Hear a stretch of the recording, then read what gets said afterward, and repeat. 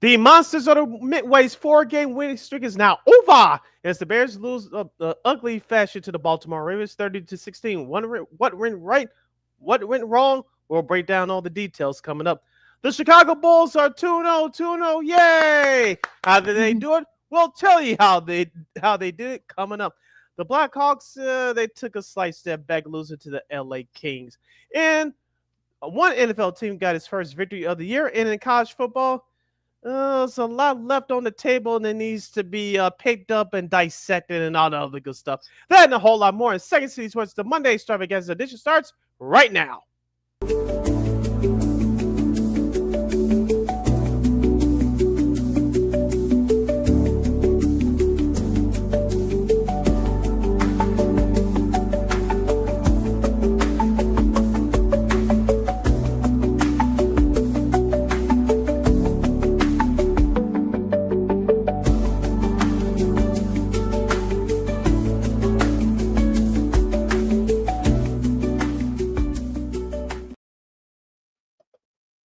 Welcome to this Monday edition of Second City Sports. You're locked and loaded, and we're live and live in color right here on Sports Soul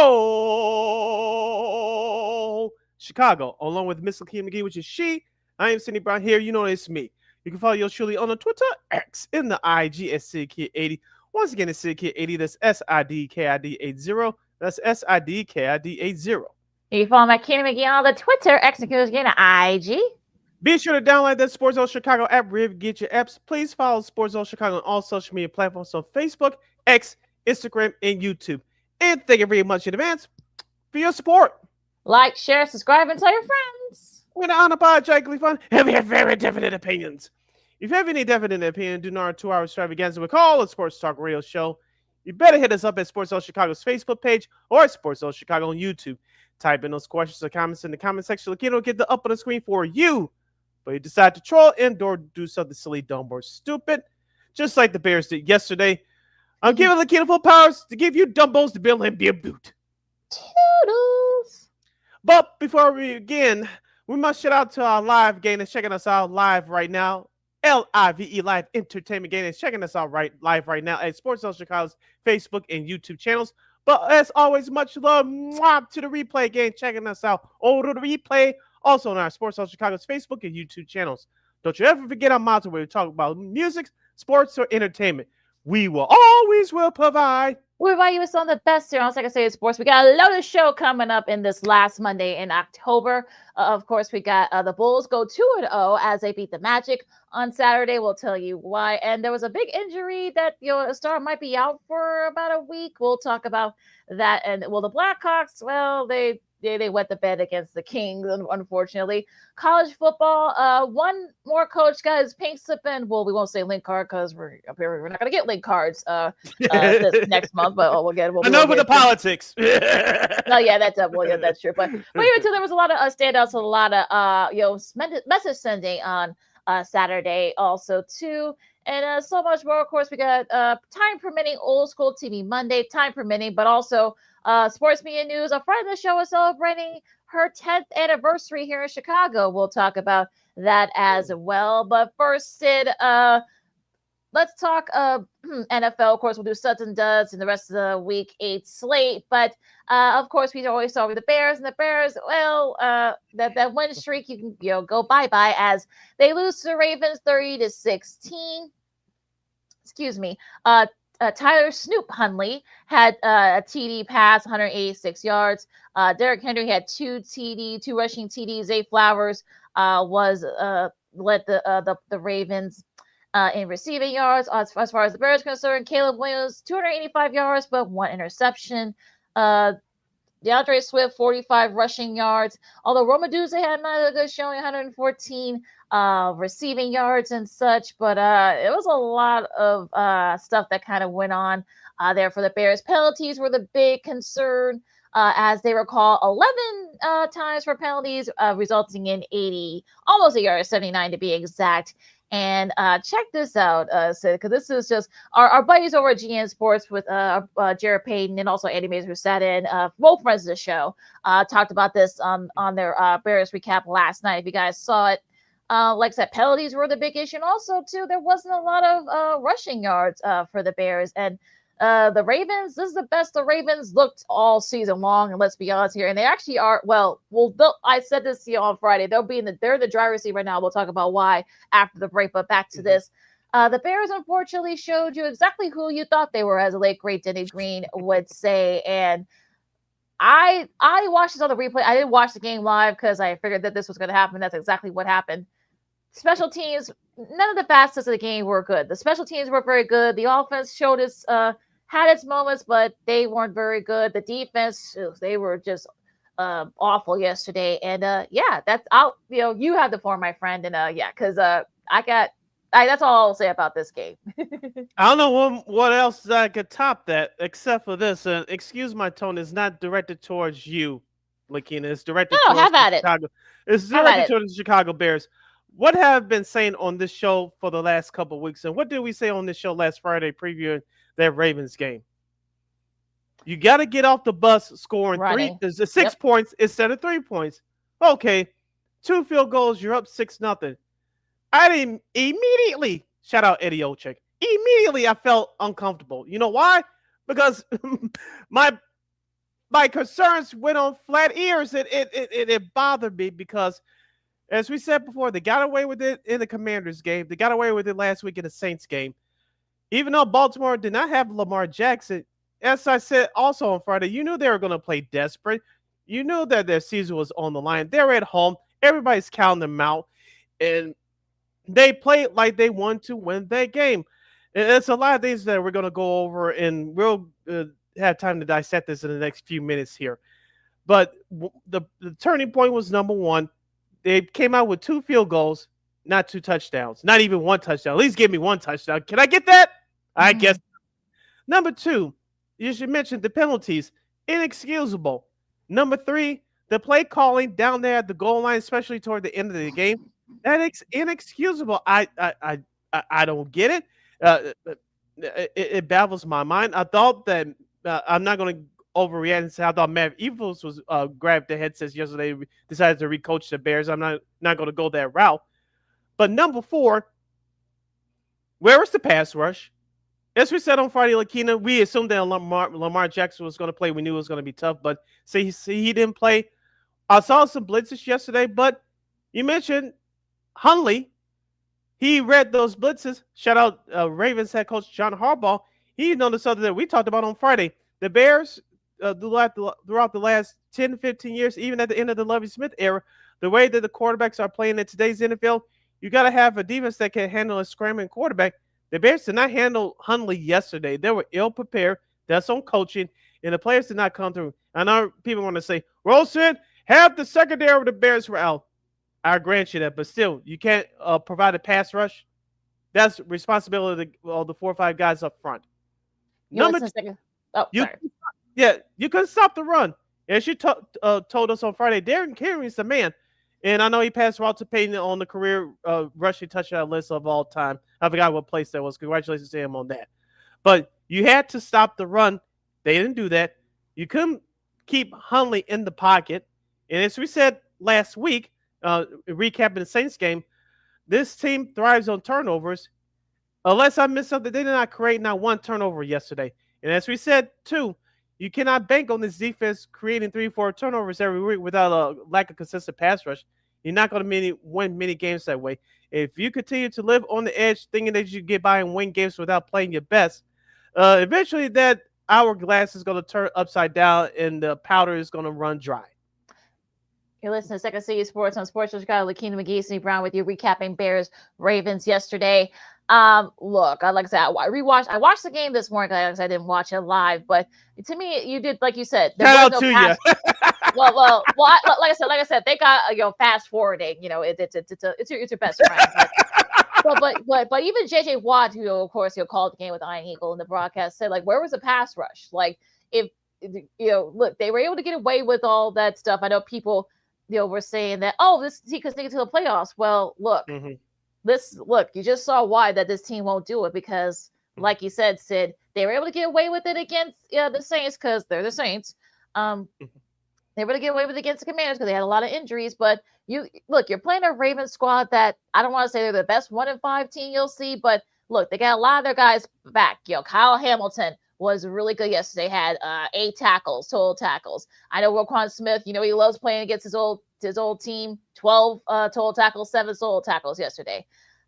Excuse me. Nate Wiggins. I know Aduze got the best of him early on. Well, he got that interception deep in their own territory, mind you, that set up that score that ended up being the go-ahead touchdown, that ended up being the game and all she wrote right there. So yeah, Baltimore is the best that Baltimore has played all season long. And I think the Bears sort of got caught with their pants down. Probably got caught with, look, we've seen this over the years. The Bears win a couple of games. Everyone, the strut this stuff. The fans are like, well, let's see you go to the playoffs. Certain people who cover the Bears who, do talk Bears for a living.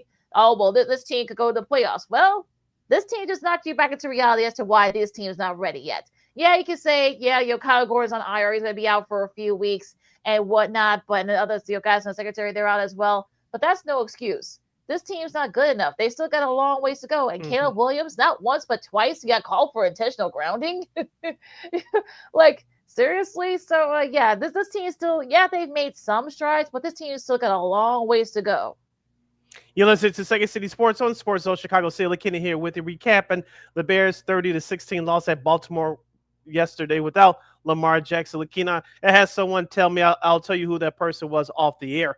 I was watching the game with some familiar folks, friends of the show yesterday. We have a lot of friends of the show, so you can figure it out your damn self. But this person told me this was about growing pains. And I said, to an extent, I agree, but the way that the Bears played yesterday, it bothered me because, as we said on the show on Friday, of course, like I said a few minutes ago, we assumed that Lamar Jackson was going to play. But as we found out late Saturday morning, early Saturday afternoon, he wasn't going to play. I know people got excited. As a fan, I got excited too. But the pessimist in me saying, I told this to a couple of people yesterday I watched the game with, we've seen this throughout the at least in recent history, the last 15, 20 years, that a game that the Bears are expected to win, they don't win. And yesterday was a perfect example of that.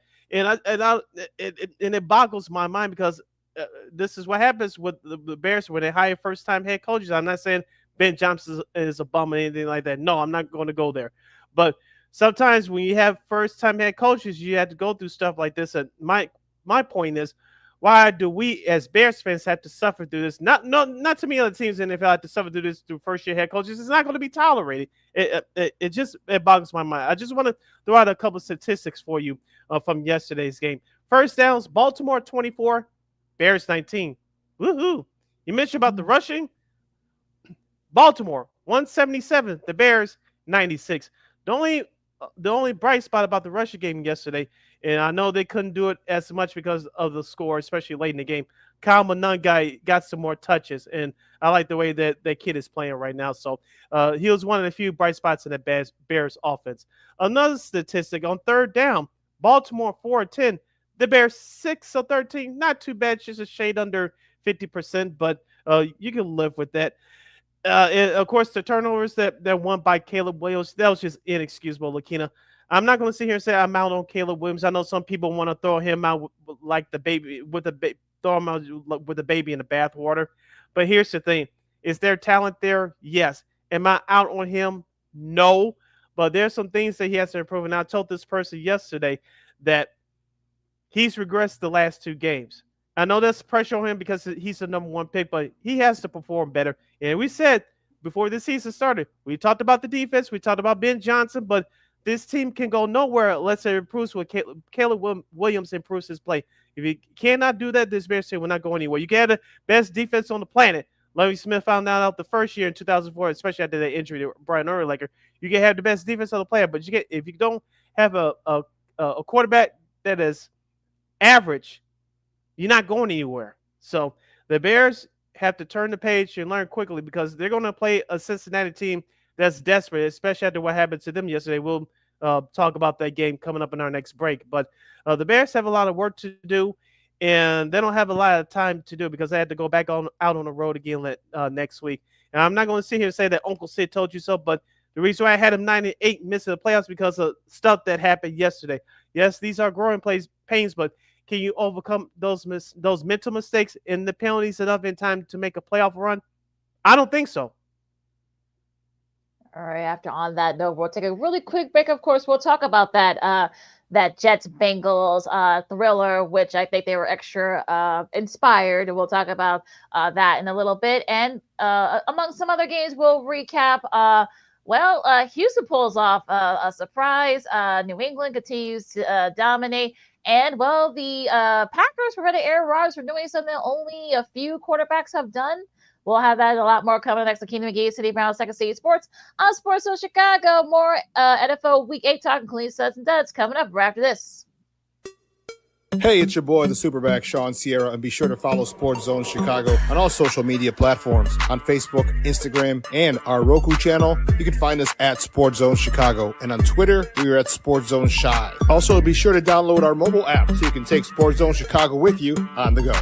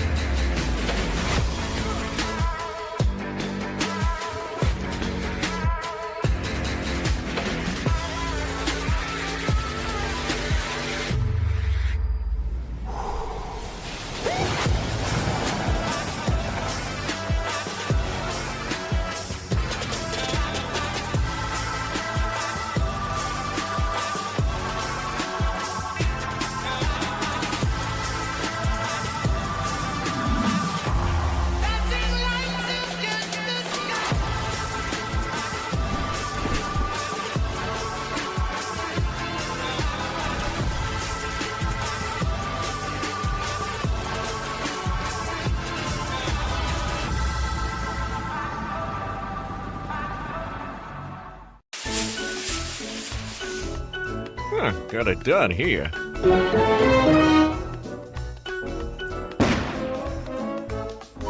Ouch!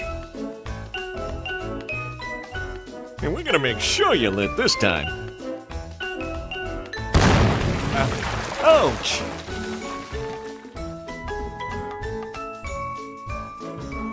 You're not gonna get me this time.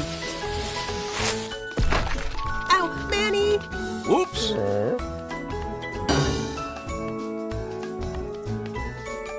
Let's try an easy one.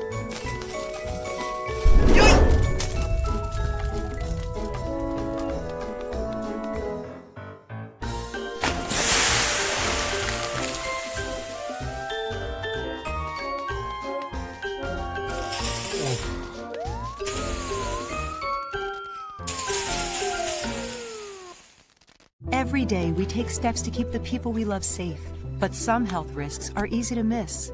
Ticks hiding in the yard can spread germs, like the ones that cause Lyme disease. Mice searching for food can spread bacteria that makes us sick. Mosquitoes lay eggs in standing water and can spread West Nile virus and more. Cockroaches are drawn to water in the home, leaving behind allergens that can trigger asthma attacks. Common pests can threaten our health. Learn how to protect your family at pestworld.org. Hey, this is Corey McGetty, and I listen to Sean and Maya on the morning show.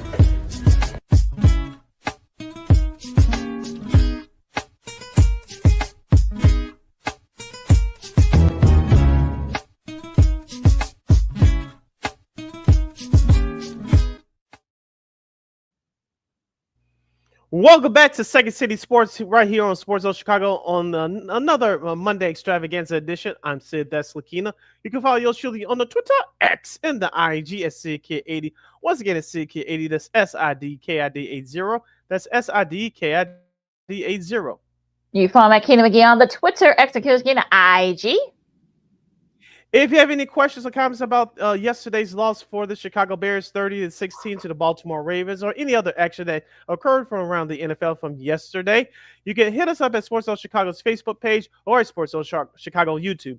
Type in those questions and comments in the comment section. LaKeena will get the up on the screen for you. Talking about the rest of the Week 8 slate in the NFL from yesterday. A thriller here. Shout out to everybody's real dudes who had to call this game for CBS with the Jets and the Bengals. He actually is going to be calling Bears-Bengals on Sunday. So he'll have Adam Archuleta and Aditi Kabawala will have the Bengals 2 weeks in a row. But going to this game here, first off, our thoughts and prayers go out to Nick Mangold, who is the former All-Pro center for the Jets. He passed away due to kidney failure complications there. I know a couple of weeks back that I think he put out a statement saying he's waiting for a kidney transplant. Unfortunately, he suffered complications and he died on Saturday night. You saw, Aaron Glenn's head coach, after the game, his comments. They played together for a few years with the Jets, and they might play a little bit inspired. So the Jets came back, scored 23 points in the fourth quarter, and beat the Bengals. They got the 2-point conversion. They decided to go for the 2-point conversion, and they got it. Justin Fields, you're happy for him. You're a Bears fan, 244 yards and a TD. Breece Hall had that go-ahead 2-point conversion. And also he had a couple of rushing TDs as well, 133 yards. Joe Flacco, on the other hand, for the Bengals, he had 2 TDs himself. Samaje Perine had 94 rushing yards as well. Chase Brown, no relation to Sidney here. He had 73 yards at a TD as well. Also, he had a TD catch for the Bengals in a losing effort there. So Sid, if you saw like I said, you saw the comments, how relief, I guess you can say, on Justin Fields' face, because some of the comments he had to deal with in this last week for the Jets. So that ended up being that probably ended up being one of the games of the day. I don't think anybody saw that, but yeah. So a nice win. The Jets get their first win of the season. Yeah, congratulations to Aaron Glenn and his staff for getting his first win as a NFL head coach. I know it's hard just to win one game in the NFL, so congrats to him on that. But we talked about the Jets coming into this season as being a team that's trying to figure themselves out with a new head coaching staff, with a new quarterback. Justin Fields had to deal with the comments from that idiot owner, Woody Johnson. As LaKeena would say, Google's your friend if you want to find out what he said last week. But the Jets put all that aside. We talked about them being a good defensive team. Obviously, they did not come to fruition throughout the whole game yesterday until it mattered most. But the Jets offense got off the bus running. Shout out to Breece Hall, who threw that game-winning 2-point conversion pass on a halfback option. But for the game, he had 18 carries, 133 yards, and 2 rushing touchdowns. Clearly, this was his best game. You could argue this is his best game in a New York Jets uniform. Clearly, his best game of the year. The Jets stuck to what they knew best, running the football. They kept their Bengals defense on his heels, and they made him up enough plays down the stretch to come away with their first victory of the year. Yeah, and Trey Henderson did not play yesterday because of his hip, so that might have played a little bit of a factor as well for the Bengals. Now going to we just go through this game real quick. This is all Bills. No trouble with the Panthers, 40-9. Josh Allen threw for a TD. And your guy James Cook, you told Sean McDermott, I guess he's finally listening to you. Yes, finally. 216 yards and 2 rushing yards and 2 TDs from Mr. Cook. They let him cook as it was all Bills. Andy Dalton was sacked 7 times, so shout out to that Bills defense. Although they did lose Ed Oliver, looks like he's going to be gone for a while because he tore his biceps. But they did sack Dalton 7 times. Rico Dowdle, not his best game, only 54 rushing yards for him. So yeah, it was basically all Bills here. Unlike last week when they got punched in the mouth in Atlanta, they came out, set the tone early, outscored the Panthers 19-3 in the first half. And as we said on Friday, let James Cook cook. And like you said, 216 yards total rushing with a couple of touchdowns. The identity of this Bills team, I know people want to say, well, it's Josh Allen making plays with his feet. He could throw the ball on the run. As we saw last year, and we saw it again yesterday, we let James Cook talking about running the football. That makes Josh Allen's life that much easier. And that Buffalo Bills defense that's been maligned all year long, whether it's inconsistent play or injuries or the combination of the two, they get after it yesterday against a much lesser of a Carolina Panthers team. Shout out to Carolina for making it a season last week, 4-3 before they lost yesterday. But as I said on Friday, Carolina, you're going to face a real team in Buffalo. Buffalo, they were upset that they lost on the road last week on Monday night. They got to go back on the road again. They took care of business against a lesser opponent, and the Bills, I believe they're back on track now. They're now 5-2 on the year. Yep. So yeah, we'll see if they can build on that. Now, speaking of Atlanta, what happened? Miami just throttled them 34-10. Tua Tagovailoa with his arguably his best game this season, threw for 4 TDs. Devin Akane had 67 rushing yards. Jalen Waddle had a TD catch, and also Akane also had a TD catch. On the flip side, though, for Kirk Cousins and the Falcons, 173 yards. Bijan Robinson, only 25 rushing yards. Yuck. And that's about it. That was basically about it for Atlanta. So, the Dolphins, I don't know if this is just a blip or something. I know they play Baltimore on Thursday on Prime. So, we'll see what happens in that game. But, yeah, I don't know if that means they've turned the corner, but I don't know what happened with Atlanta yesterday. Congratulations to Mike McDaniel. It looks like for right now he's not going to get that pink slip, but Dolphins played with inspiration yesterday. They played with desperation. They played with dominance. On the flip side for Atlanta, you mentioned Bijan Robinson was ineffective. Shout out to that Dolphins defense for shutting him down. So the Dolphins got creative on offense. They were very aggressive. You saw that early, especially outscoring Atlanta 17-3 in that first half. So the Dolphins, this was their best team win in almost a full calendar year. So we'll see what happens in that game against Baltimore on Thursday. Now, another surprise going down to Houston, 26-15. The Texans that beat the 49ers. CJ Stroud threw for 2 TDs. And, Mac Jones on the flip side for them, only 2 TDs, 193 yards. The rushing game wasn't really a factor there in this game for the 49ers. Xavier Hutchinson had a TD catch for Houston. So I know that there was some. He had a pick six. I know Mac Jones had a pick six, courtesy of Kamari Lassiter. But I don't know what happened. Like I said, well, basically, Kyle Shanahan kind of covered it. He said that they kicked their ass. And that's basically what they did yesterday. I was going to ask you, where was Christian McCaffrey? Where was the running game for the 49ers? The reason why I picked Houston on Friday was because the Houston's defense they're very good against stopping the run. And that's exactly what happened yesterday. CJ Stroud, we haven't seen a performance out of him in a while. He missed 318 yards passing and 2 touchdown throws. The Texans were very aggressive, and they were rewarded for their victory. So Houston, after a slow start to the season, they're starting to climb out of it. 49ers, they now dropped to 5-3. The Rams and the Seahawks are ahead of them, so the 49ers cannot fall too far behind in that NFC West. Now, as far as Houston goes in that AFC South, they're 3-4 right now. It's going to be interesting. They got a pretty tough schedule. They do play the Broncos. That should be it. That's now a pretty intriguing game. Also, they play the Jaguars as well as the Titans. So their wins are there for them. So we'll see if they can. D'Amico Ryans and his guys, maybe they're starting to turn a corner here. Yeah, we'll see what happens with the Houston Texans as they try to get back on track.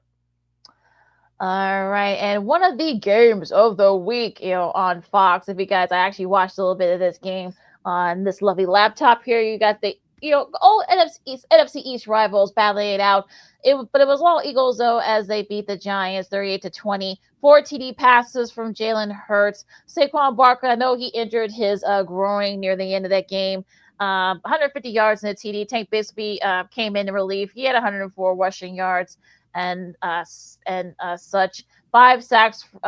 He was sacked 5 times. How about Jackson Dart was only 193 yards in the TD. He did lose Cam Skattebo to a ankle injury. He just had surgery at a Philly hospital. Talking about Skattebo did. Mm-hmm. So he's going to be probably very likely out for the season. But also, like I said, the defense for the Eagles going into a bye. I know some people were basically leaving the Eagles left for dead. Well, they go to their bye week, and now they're 6-2, and it looks like they're finally playing like the champions that we saw last year. Everybody wants to focus in on the Eagles' offense, and rightfully so, with A.J. Brown, Jalen Hurts, and Devontae Smith and Saquon Barkley and the rest of those guys. Since their defense has turned out the heat the last 2 weeks. Look at what they did to Carson Wentz last week. And you saw what they did to Jackson Dart yesterday. And of course, Cam Skattebo got injured. So Jackson Dart, I think the Giants do have a franchise quarterback, but Jackson Dart's got to work without his 2 major weapons. Of course, Malik Neighbors, who got injured and tore his ACL early in the year, is now out. Cam Scannable is going to be out for the foreseeable future. So Jackson Dart, hopefully that the management will give him some help for the time being to get through the rest of the season. But for the Giants, I think you had to start judging Brian Dable what they do from here on out to see if he's going to come back as their head coach next year. On the flip side for Philadelphia, as I mentioned, it looks like they're starting to turn it around. They're 6-2. We talk about their offense, but it's the defense that's been stepping up and getting the job done. Yeah, it really has. So, Zach Bond, Jalen Carter, a couple of the guys had sacks yesterday. So, yeah, I think, like I said, they're going into the bye week. They can go and heal up and get ready for that stretch run. So, yeah, they're looking like the champions now. So we'll see if Eagles can build on that. Yep. Let's go to New England as the Patriots improve their record to 6-2. Who had this on your scorecard? I didn't. They defeated the Cleveland Browns yesterday, 32-13, despite 5 sacks from Myles Garrett. Yes, I said it. 5 sacks from Myles Garrett, the best defensive player in the NFL. On the flip side for New England, Drake May had 282 passing yards on 3 touchdown passes, 18-24 overall. My guy, Travion Henderson, finally is starting to get his run for the New England Patriots, no pun intended. 10 carries for 75 yards. Mac Hollins for the Patriots had 7 catches for 89 yards. LaKeena, it was a 21-0 third quarter that got the Patriots over the hump against Cleveland. Yeah, I'll get to Myles Garrett and our studs and duds because but yeah, I mean, look, the Patriots. I think people thought that the Patriots would be the surprise team. I don't think anybody had them being a 6-2 and leading the AFC East right now. I don't think anybody had that. Drake Mays looked really good. 3 TDs. One said that he was actually overcame those 6 sacks. Of course, Garrett had 5 of those sacks, like you said. Henderson started to get the ball. Stephon Diggs, didn't see him a lot, but he really didn't really need him. But also, like I said, that defense for the Patriots, we know, look, that's Mike Vrabel's bread and butter, defense. So Christian Gonzalez has played. I know Robert Spillane, who is a defensive end. I know some people, you might not know who he is, but he is one of those guys that has a veteran that's been really solid for the Patriots on the defensive end for the linebacker. But yeah, so it's really been, this is kind of like your concept to what those old Titans teams that were playing very well, they just couldn't do in the playoffs. Now, I know where the playoffs are a ways away, but the Patriots team looks like it's looking really good right now. And as we said regarding the Chicago Bears throughout this young season, we can say this about the New England Patriots. Coaching manager Mike Vrabel, former player, former head coach of the Titans, now coach of the Patriots. You can say again the best out of his talent especially with his young guys. You're listening to Second City Sports on Sports on Chicago. LaKeena here with you, recapping the NFL action from Week 8 from yesterday. Let's shift shift over to the late games yesterday. Most of the Chicago area watched this game on Fox because of the Bears game airing earlier on CBS. The Buccaneers dominated the New Orleans Saints 23-3. MVP candidate Baker Mayfield 15-24, 152 yards for the Buccaneers. It was Mr. Tucker. Who's Mr. Tucker, you ask? Well, it was Sean Tucker, 12 carries, 42 yards, and a touchdown. On the flip side for New Orleans, Rashid Shaheed, 9 catches for 75 yards. It was the second half which saw the Bucs outscore the Saints 16-0 to come away with a 20-point win. Yeah, one of those was a pick 6 early in the second quarter by Anthony Nelson. They had 2 interceptions, I should say. Antoine Whitfield Jr. had the other one, but yeah, it was basically all Bucs. I really didn't watch this game very much. I figured it was going to be all Bucs, and it was. It was a little bit slow going in the first quarter, but again, the Bucs, they got it going there. Now they're 6-2, leading the NFC South. You wonder, will all those injuries come back to bite them? Like I said, they're without Mike Evans and a few other guys right now, so that might be an issue for them down the line, but we'll not right now. So yeah, they were able to do what they didn't really have to do too much, and they did just that against the Saints, so they got the win. And I think if you're a Bucs fan, you're happy about that. Yep, and you're sitting on top of the NFC South at 6-2. Let's transition over to the Mile High City, where the Denver Broncos dominated the Dallas Cowboys. I don't think no one had this score on their scorecard. I sure didn't. I had Denver winning the game, but not by this final score. 44-24. That's right, I said it. 44 Denver, 24 Dallas. Bo Nix for the Broncos, 19-29, 247 yards and 4 touchdown passes. J.K. Dobbins, 15 carries, 111 yards.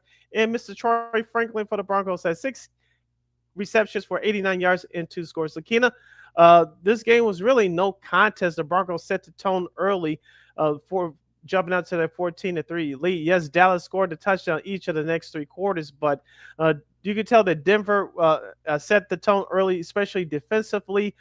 Dak didn't know where to go at times. You didn't see much running. I don't know about you. I didn't see much running from the Dallas Cowboys yesterday. And shout out to the Broncos for busting out those 80s and early 90s uniforms. I'm not saying they should wear those orange and blue helmets for every game, but it should be back in the rotation at least a couple times a year. Yeah, those are like some of those old Broncos games with Elway and Shannon Sharp, Yes. and then for way back when in Yes. the 80s. Even Alfred Cody Williams, Williams, Michael Dean Perry, all of them. yes, Yes. Steve Atwater, and those guys. Yes. Yeah, 111 yards for JJ Davis. Look, I said this, when we did the whole thing with the offseason science. He was going to be a big key for that Broncos rushing attack, and that's what he's been doing just that so far. Knicks 4 TDs yesterday. I know Surtain got hurt a little bit, so that might be something to look out for down the line for them. But look, Pat Bryant, the defense looked good yesterday, man. It was basically all Broncos. I mean, it was one of those things where I don't think anybody had to score. I had a Denver too. But I don't think anybody thought that. I hope our girl Christine McGee to get in trouble with her husband, because I know you guys know he's a big Broncos fan. I hope that wasn't. But yeah, I think Prescott did not look good yesterday. I think the elements kind of got to him a little bit. Javonte Williams, he did have 2 rushing TDs for the Cowboys, but that was really basically as much scoring as they got. Pickens wasn't really a big factor here. Like I said, the Broncos were able to kind of set the tone early, and they didn't look back. Yep, and that's a sign of a good team. The Broncos, they struggled on the road to start the year. Now they're 4-0 at home with a 6-2 record overall. I know we're talking about Kansas City climbing their way back, trying to be one of the top teams in the NFL, but the Denver Broncos are knocking at the door and say, well, you got to look at us now. Well, it's another team that you could say, hey, in the AFC, say, hey, look, don't forget about us. And that is the Colts. They took care of business against the Titans 38-14. They're going 7-1 this year. Daniel Jones threw for 3 TDs, 272 yards. It was a Jonathan Taylor show again. Also 153 rushing yards and 2 TDs as well. On the flip side, though, for Cam Ward, 259 yards, TD, but he was sacked 4 times. So that defense for the Colts definitely sort of setting the tone. And look, we've said this about the last couple of weeks. I think Shane Sycam is definitely making the case for NFL Coach of the Year. Oh, yeah. And also, too, Jonathan Taylor, as you mentioned, with those 153 yards rushing and 2 tutties, he's making a candidate, serious, strong candidate for most valuable player as well. And as Christine the Queen Maga gave another famous nickname, Daniel Indiana Jones had an outstanding performance yesterday with 3 touchdown passes, no turnovers for 272 yards. And the Colts just, I don't know what's in them this year. Maybe they using the death of Jim Irsay. Shout out to his daughter. Well, she was on the sidelines yesterday taking those. I give her much love, much credit for that. But I don't know if they're using the death of Jim Irsay as their rallying cry, or maybe it's outside of Daniel Jones and Jonathan Taylor. Also, those who maybe they're just that damn good. I don't know, but whatever it is, they got the momentum going right now. Yeah, Carly Ursay Gordon. I know we've seen her on the sidelines, these last 2 weeks. I know they've been, she's kind of. We talked about it, at the time of Ursay's passing, that she was going to be the new face. She worked with her dad, and she was kind of going to be the face, and such. And she's done just that. A lot of those signings, and I know people say, well, she hasn't really done. Her dad did all the work. No, she's been right there. So. I know the players really like her, so I think this might be, like I said, they might be using it as a rallying cry. We know how much energy that Ursay had and how much he loved this franchise, so they could be using that as kind of like their inspiration and such. We'll see. Now, are the Colts the best team? I think. Look, 7-1. I mean, look, I think they had the hiccup against the Rams, but you know what? Look, they play the Steelers this week, and the schedule kind of sets up. They actually do play the Chiefs on Sunday. That's Sunday before Thanksgiving. So we'll see where the Chiefs are, but that could be the thing where a number 1 seed in the AFC could be at stake there. So yeah, we'll see how good this Colts team is. But yeah, at least so far they're looking really good. Yeah, and you have to stack up wins against lesser opponents and give yourself a chance against other teams that are equal or better than you. So we'll see, like you said, with the Indianapolis Colts down the road. Sunday Night Football, I was disappointed in this. I had the Steelers winning, but the Packers held on for a 35-25 win. Jordan Love played, in my opinion, his best game of the year. 29 of 37, 360 yards and 3 touchdown passes. Jalen Warren for the Steelers, 13 carries, 62 yards. Ugh. But Tucker Kraft from South Dakota, we got to get Christine on Friday to ask her about this, because Sunday Night Football had I think it was Timberlake or whatever city it was in South Dakota. They had a camera inside that bar with his whole family cheering him. I thought that was awesome. I don't know if you caught that, but Yeah, I talked Tucker about that at the end. yeah, Tucker Kraft, 7 receptions, 143 yards and 2 touchdowns. LaKeena, the Packers outscored the Steelers 21-6 in the fourth quarter to basically put that game away. The Steelers couldn't run the ball. A bunch of turnovers, mental errors. You continue to do that, you're going to lose ball games. Aaron Rodgers, you could tell that he wanted to win that game badly, but his rest of his teammates didn't match his intensity. Yeah, and with Jordan Love especially, he completed 21 passes. You said his stats. He threw for 360 yards and 3 TDs. He made 29 completions. He was not sacked, nor did he have any turnovers. No other QB in the history has done all that in the same game. No QB has done that. So yeah, definitely his best game of his career. There, like Tucker Kraft, I saw that they were doing interview. He interviewed Melissa Stark after the game, because she interviewed him, Love, and I think Micah Parsons, who was a big factor yesterday as well. And National Tight Ends Day, he definitely was. He made that big play on 4th and 3 that kept that drive going. He's proven to be one of the best tight ends in the NFL. So he definitely made some big catches when they needed it. And look, this isn't like your older siblings Packers squad. They're not a lot of big names, but look, they got guys that are doing their job. Love's been doing his job. The rushing attack's been really solid. I know Josh Jacobs been banged up, but he's been doing his thing. Kraft's been doing his thing. Christian Watson had a nice showing his first game back after missing most of the rest of the season. I think he got injured around this time last year and had to miss the rest of the season. But he looked really good coming back. On the flip side, though, for the Steelers, yeah, I mean the defense has gotten old quick apparently.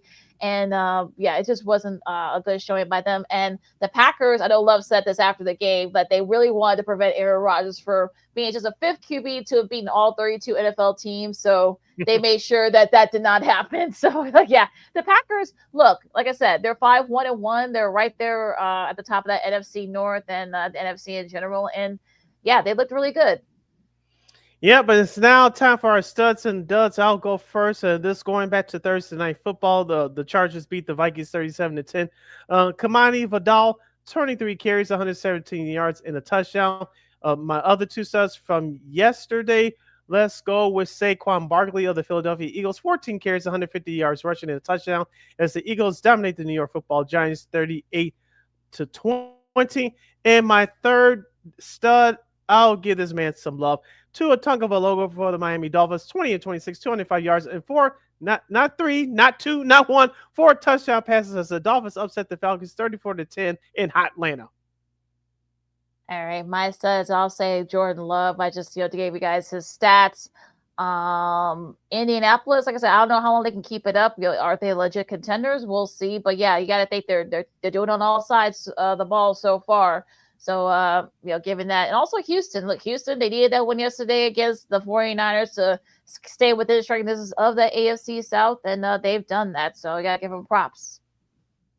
All right, our 3 duds are as follows. I'll go first. My 3 duds. The Cincinnati Bengals. You put up 38 points, so you still lose by a point. Not good. My second dud, the Atlanta Falcons, only scoring 10 points against a desperate Dolphins team that has been one of the worst teams in the league statistically all year. Not a good showing. So the Falcons will get my second dud. My third dud is not going to go to the Chicago Bears. It's not going to the New Orleans Saints. It's going to the Pittsburgh Steelers. Like I said, the lack of running the football, turning the ball, mental errors, turning the ball over with some couple of fumbles. It was just an outright ugly performance by the Steelers. So that's my third dud.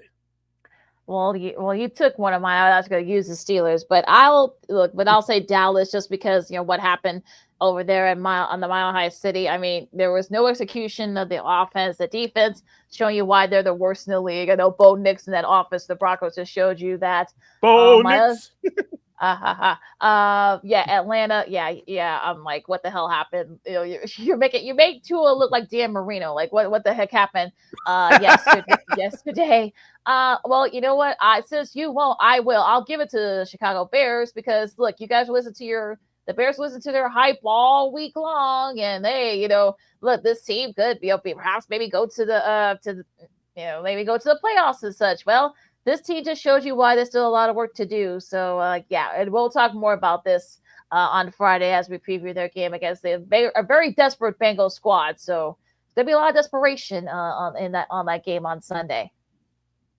All right, we have one other game remaining in Week 8. It takes place tonight in Kansas City between the Kansas City Chiefs and the Washington Commanders. Without Jaden Daniels, Marcus Mariota will get a start. That game can be seen on ABC and ESPN starting at 7:15 p.m. Central Standard Time. The line has come down from 1 full point, LaKeena. Kansas City was favored by 11.5 on Friday. Now it's down to 10.5. Are you going to change your mind, or do you think the Chiefs will dominate tonight? I don't know if they'll dominate. I will say, I think the Commanders will cover because look, Marcus Mariota actually does well on Monday night. I think he only has like 1 or 2 losses in his career playing Monday night, so he actually does rise to the occasion. That defense over the Commanders, they need to rise to the occasion as well to try to slow down the KC offense. It's going to be a tall order, but look, we see weirder things happen this year. Look, San Francisco, I'm calling y'all my bonus stud. So, but yeah, I think we'll see what happens. I know Rasheed Rice. I know that we'll see how he looks. I know he's been, you look like he's getting better, but yeah, I'm in a show me mode, so we'll see what happens tonight down there at Arrowhead. Yeah, as I mentioned, Jaden Daniels will not play for the Commanders tonight. They come into this game 3-4, 1-3 away from the nation's capital. The Chiefs are 4-3 on the year, 3-1 at home at Arrowhead. So something we'll definitely have to get to tonight. Would it be weird if this game ended in a tie, which I don't think it will. I think it's pretty much safe to say. But like I said, Kansas City, as you mentioned, with the return of Rasheed Rice last week, it looks like the offense is back to form. Isaiah Pacheco, hopefully they're going to continue to let him run the ball effectively. And the Chiefs' defense, as people didn't give them too much credit for the last couple of years, it looks like they have a good opportunity to really slam the door shut on the Washington Commanders tonight. So we'll see what happens. Once again, that game between Washington and Kansas City will take place tonight at Arrowhead at 7:15 p.m. Central Standard Time on both ABC and ESPN. All right, hour number 1 in the books. Hour number 2 coming up here on Second City Sports on Sports Show Chicago. We'll talk some NBA as the Bulls go to 2-0 with their win against Orlando. Yay! And unfortunately, Luka's going to be gone for a little bit due to both a finger and a knee injury. Also to some other news and notes from basketball over the weekend. And time permitting, he will talk some Blackhawks as they stuck up a little bit against the Kings. We'll also talk college football, and one of our friends of the show is celebrating her 10-year anniversary here in Chicago. We'll tell you who that is, and they'll explain why coming next. LaKeena, McGee, Sidney Brown, Second City Sports on Sports of Chicago. More fun hour 2 coming up right after this. Hey, it's your boy, the Superback, Sean Sierra, and be sure to follow Sports Zone Chicago on all social media platforms on Facebook, Instagram, and our Roku channel. You can find us at Sports Zone Chicago, and on Twitter, we are at Sports Zone Shy. Also, be sure to download our mobile app so you can take Sports Zone Chicago with you on the go.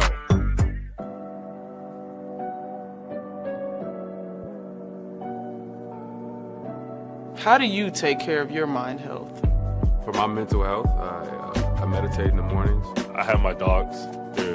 They're the best. I just find ways that help me just relax. Finding things that make me happy, like being close to my family. I meditate a lot and read books. I have hobbies outside of the game. I'm able to switch off. I'm able to turn my brain off from the game of basketball. Your mind health matters. Your mind health matters.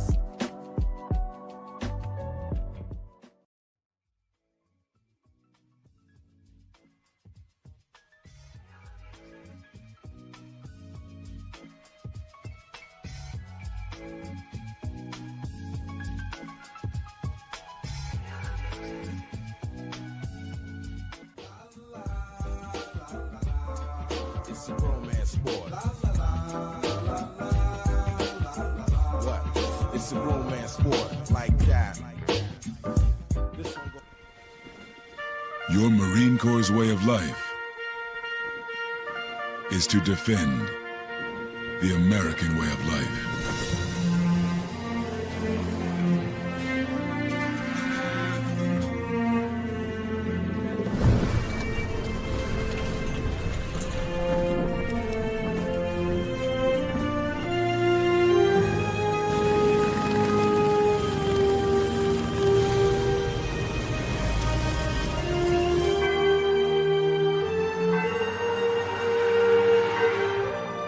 Every day,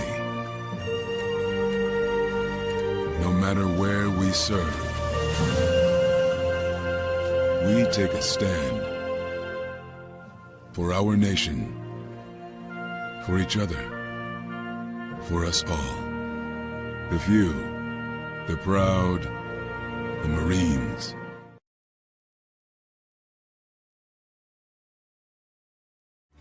Everybody in a work zone is someone somebody. This is my mom. She works for KDOT. This is my dad. This is my mom. This is my daddy. This is my sister. This is my daddy. This is my son, Scott. He was killed while working in a highway work zone. When you drive through a work zone, drive like a life depends on it. Because it does.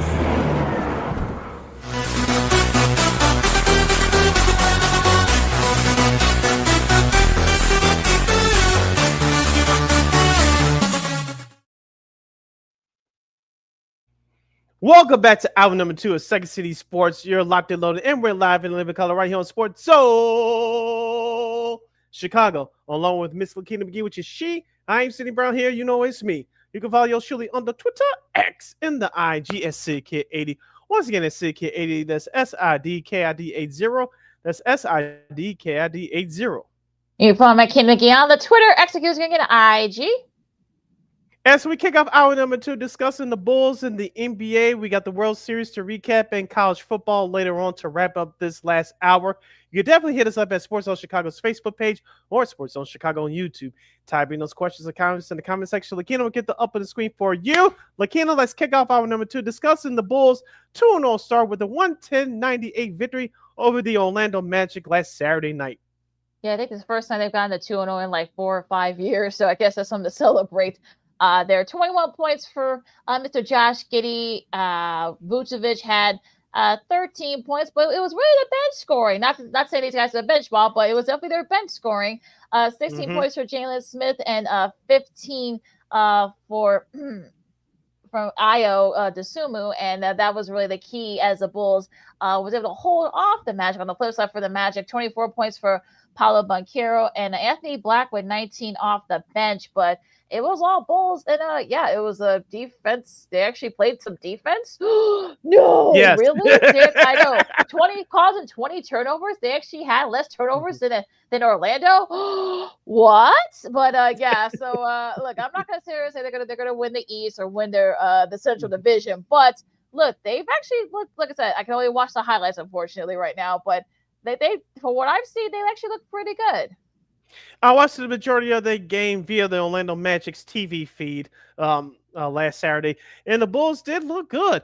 They did change some things a little bit from the win the other last Wednesday in the season opener against Detroit. But as you mentioned, they played a whole lot better defensively, especially in that paint against the Orlando Magic. Their bench scoring scores just as much as the starting five for the Chicago Bulls. You mentioned Ayo Dosunmu with a good performance for 15 points. I want to talk about Trey Jones. I know his brother Tyus Jones plays for the Magic. They had a good jersey swap exchange after the game, but Trey Jones for the Bulls, 13 points, 5 rebounds, and 8 assists. He took care of the basketball. He really made things happen for his teammates offensively. And Modest Buzelis, despite him struggling with 3 points, other guys you mentioned picked it up with Vucevic. I know he had a 30-piece in the season opener last Wednesday, but he was very effective with 8 rebounds. 8 rebounds and 15 points. And the bench really helped out. My guy, Jalen Smith, in 17 minutes of action, he scored 16 points. P. Will, as Dave Big Dave Watson calls him Led Williams. Well, he led in some production, all right. 12 points and 5 rebounds and 4 assists for Mr. P. Will. So hopefully he can build on that. And also to Julian Fields with 4 points. Kevin Herter, 11 points, even though he was 0 for 4 from downtown. This Bulls team, LaKeena, looked like a complete team.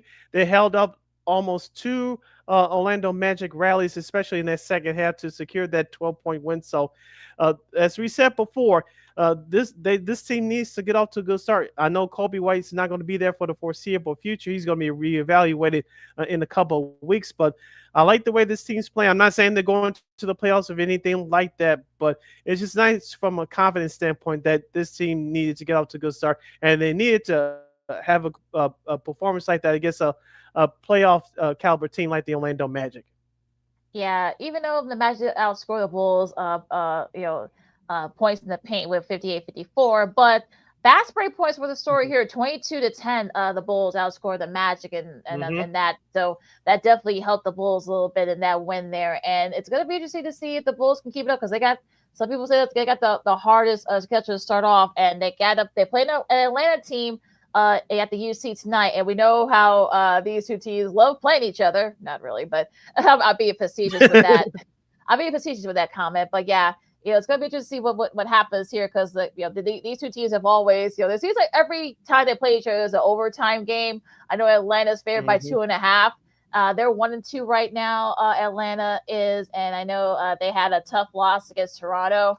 The Thunder, I should say. Everyone's beating the Thunder, and they didn't even go to overtime. So there you go. But I know SGA was happy about that. We'll get to that game in a second here. But yeah, you're facing the Atlanta squad. Look, that Atlanta squad always is up playing well against the Bulls, especially at the UC. So it'd be interesting to see what they can do here tonight. So I'm talking about Atlanta. Trae Young. I know he's been really good.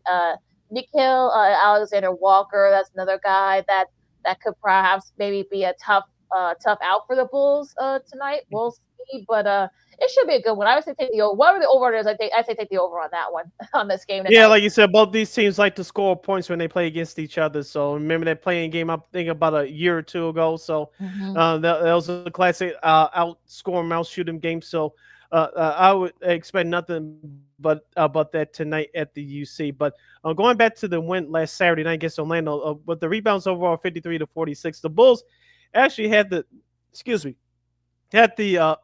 plus 14 advantage in the assist department, 26-12. So the Bulls, even without Kobe White, they were sharing the basketball, as I mentioned, despite Montez Buzel's not having a good game, despite Kevin Herter being 0 for 4 from downtown. The Bulls were still effective scoring the basketball. You talk about points in the paint. The Bulls had 54 points in the paint.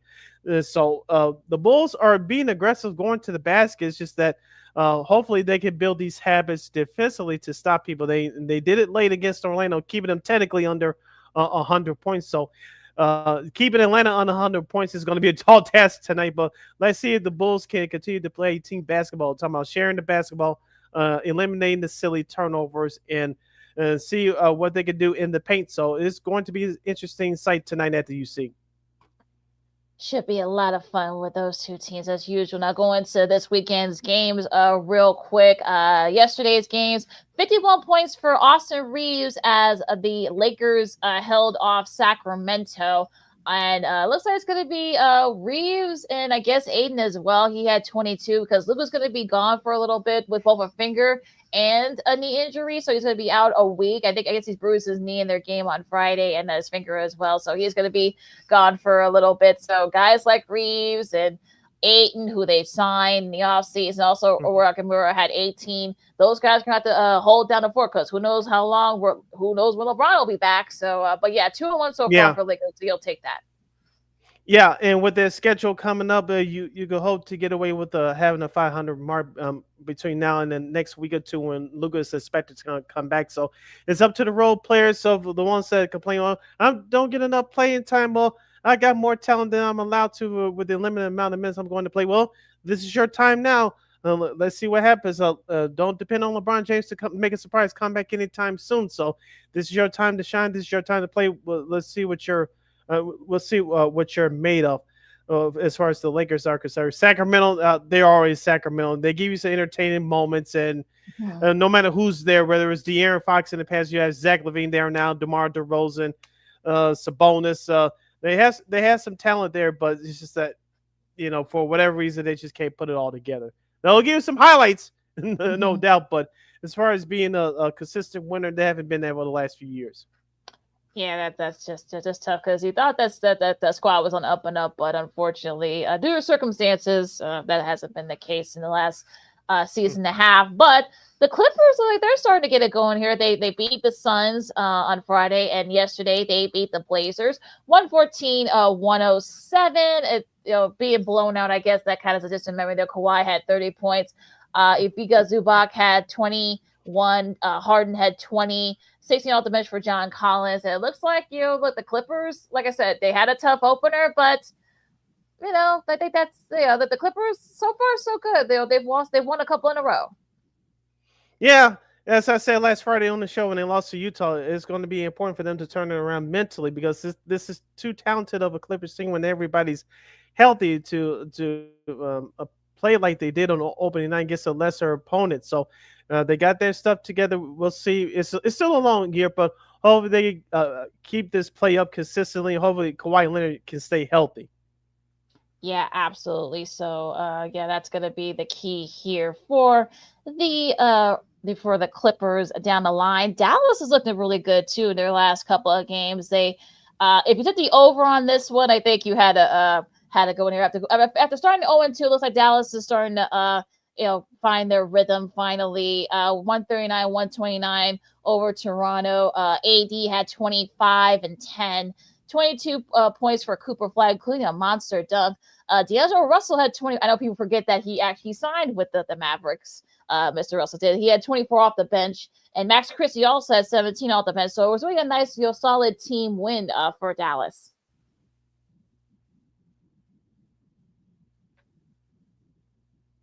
Yeah, Cooper Flag, after posting up a goal sack for his debut game, he's definitely playing with the kid with confidence. He had a monster posterized dunk last night. I forgot who was from Toronto that he dunked on, but he had a monster game. Hopefully, it's about consistency for him. Hopefully, he can find his shot and still to play with that aggressiveness offensively because they're going to need him because of Kyrie Irving's ACL injury. I know Irving's supposed to be back hopefully at sometime after the All-Star break, but it's going to be up to Cooper Flag and Anthony Davis and a couple of those role players you just mentioned to carry the fort for Dallas. Yeah, so we just see what happens there. Now, Minnesota, they, that ended up being a pretty irritating. I actually watched a little bit of this game last night, 114-110 over Indiana. And this is despite 33 points from Pascal Siakam for the Pacers. Julius Randle had 31. Anthony Edwards, I know he got hurt, so that might be something to look out for. But the guy stepped up. Nasri had 16 off the bench for the T-Wolves. The T-Wolves, like I said, the main concern right now is AE. Yeah, you definitely one of the best top 5 players in the league today. You definitely for Minnesota, you definitely don't want Anthony Edwards to be out for any significant period of time. But there's no good time to be injured. But if it's a time to be injured, is now to really get things sorted out. It's a long year, so Minnesota, we talked about them length of that size, and that's what got them through the Western Conference Finals last year in dominating fashion against the Lakers. You saw they ran out of gas against a much better OKC team, and so Anthony Edwards, if he's out for any extended period of time, even though no time is a good time to get injured, it's definitely going to set the Timberwolves back. But with that talent that they have, maybe they could keep the fort down to play at least 500 ball to Anthony Edwards gets back. It depends on how long he's out. Yeah, that's going to be the thing here. I haven't seen any updates yet, so maybe that's not a bad thing. So we'll see what happens. Charlotte over Washington.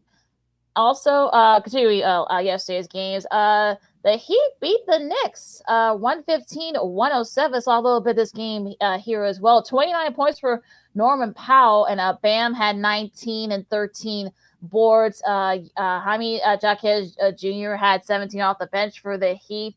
And it was actually a really irritating game yesterday. But the Heat, look, they made the shots when they needed to, and they were able to kind of set the tone, and they were able to hold on. Well, the Knicks, I know we'll get into this on the back end later, at least on the television side. But the Knicks they had a big win against Boston at home last Friday night from a national television streaming audience. We'll get to that later as well.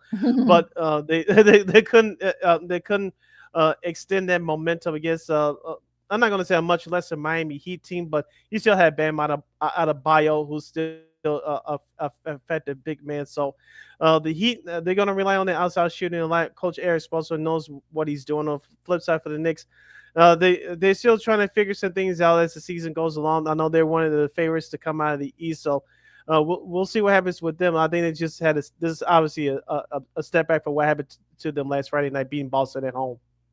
Yeah, it's gonna be very interesting to see. Maybe I don't know. We'll see what happens. Cleveland and Milwaukee. Cleveland got the best of the Bucks. Detroit held off Boston, and San Antonio playing very well so far. Wembanyama had 31 as they beat the Nets. Yeah, the Nets shot themselves with a foot with a lot of turnovers, a lot of missed shots, but. As I said before, I'll continue to say this. Victor Wembanyama is a man-child.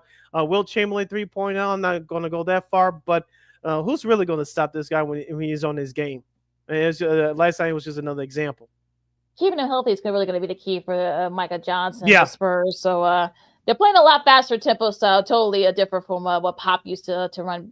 So we'll see what they can keep it up. Now going to Saturday's games, Denver, Memphis, Phoenix, OKC. They didn't go to, like I said, they didn't go to overtime against Atlanta on Saturday. So I'm sure that made SGA happy.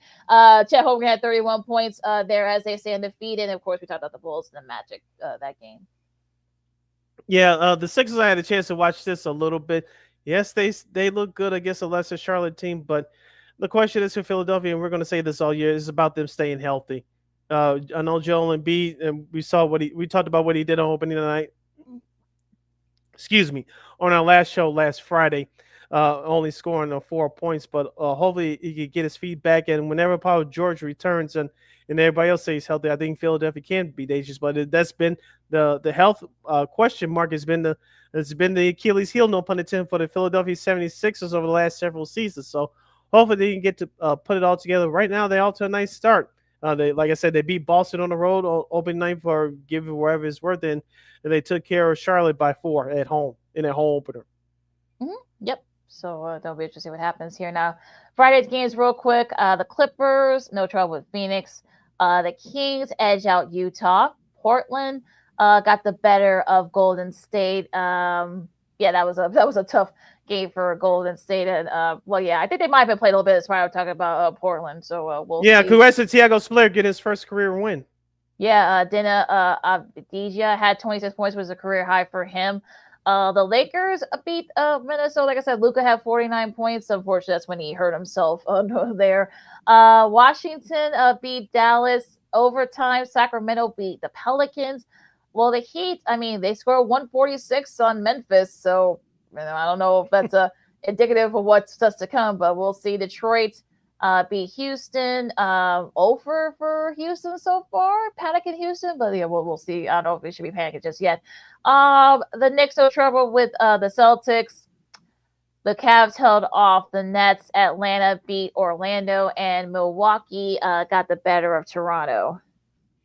All right, you're listening to Second City Sports on Sports Zone Chicago. LaKeena here with you. Before we get to the schedule to close out this segment, LaKeena, did you get a chance to watch the Amazon Prime's debut of their Friday night doubleheader? It was the Boston Celtics and New York Knicks, followed by Minnesota at the Lakers. Did you get a chance to watch the whole thing? If so, what is your Cisco and Ebert review of the debut of the NBA on Amazon Prime? Yeah, they had their Prime logo everywhere around their studio. So yeah, it's on Prime. Oh, I didn't know that, really. But I thought it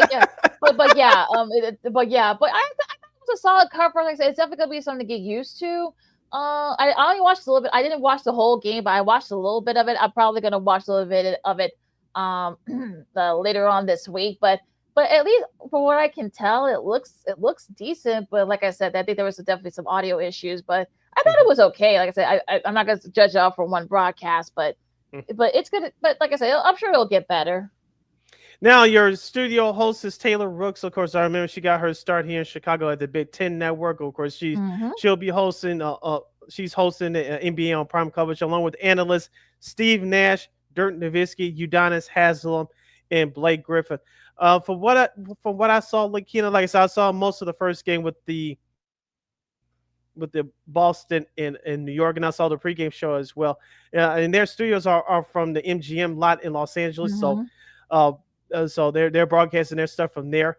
And here's the thing, LaKeena, I don't know about you, and I know Blake Griffin has been the talk all summer as far as being the breakout star of this group.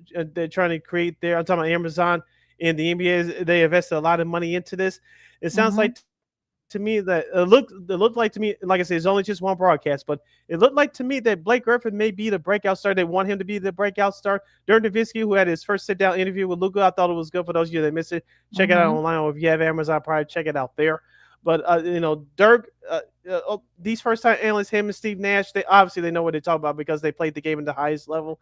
I think both of Mm-hmm. them are going to get better, but not too many people are talking about this guy, and he did a great job on ESPN last year. Udonis Haslem, and I don't know if you saw Mm-hmm. the segment. Well, I think it was at during the halftime of the New York Boston game.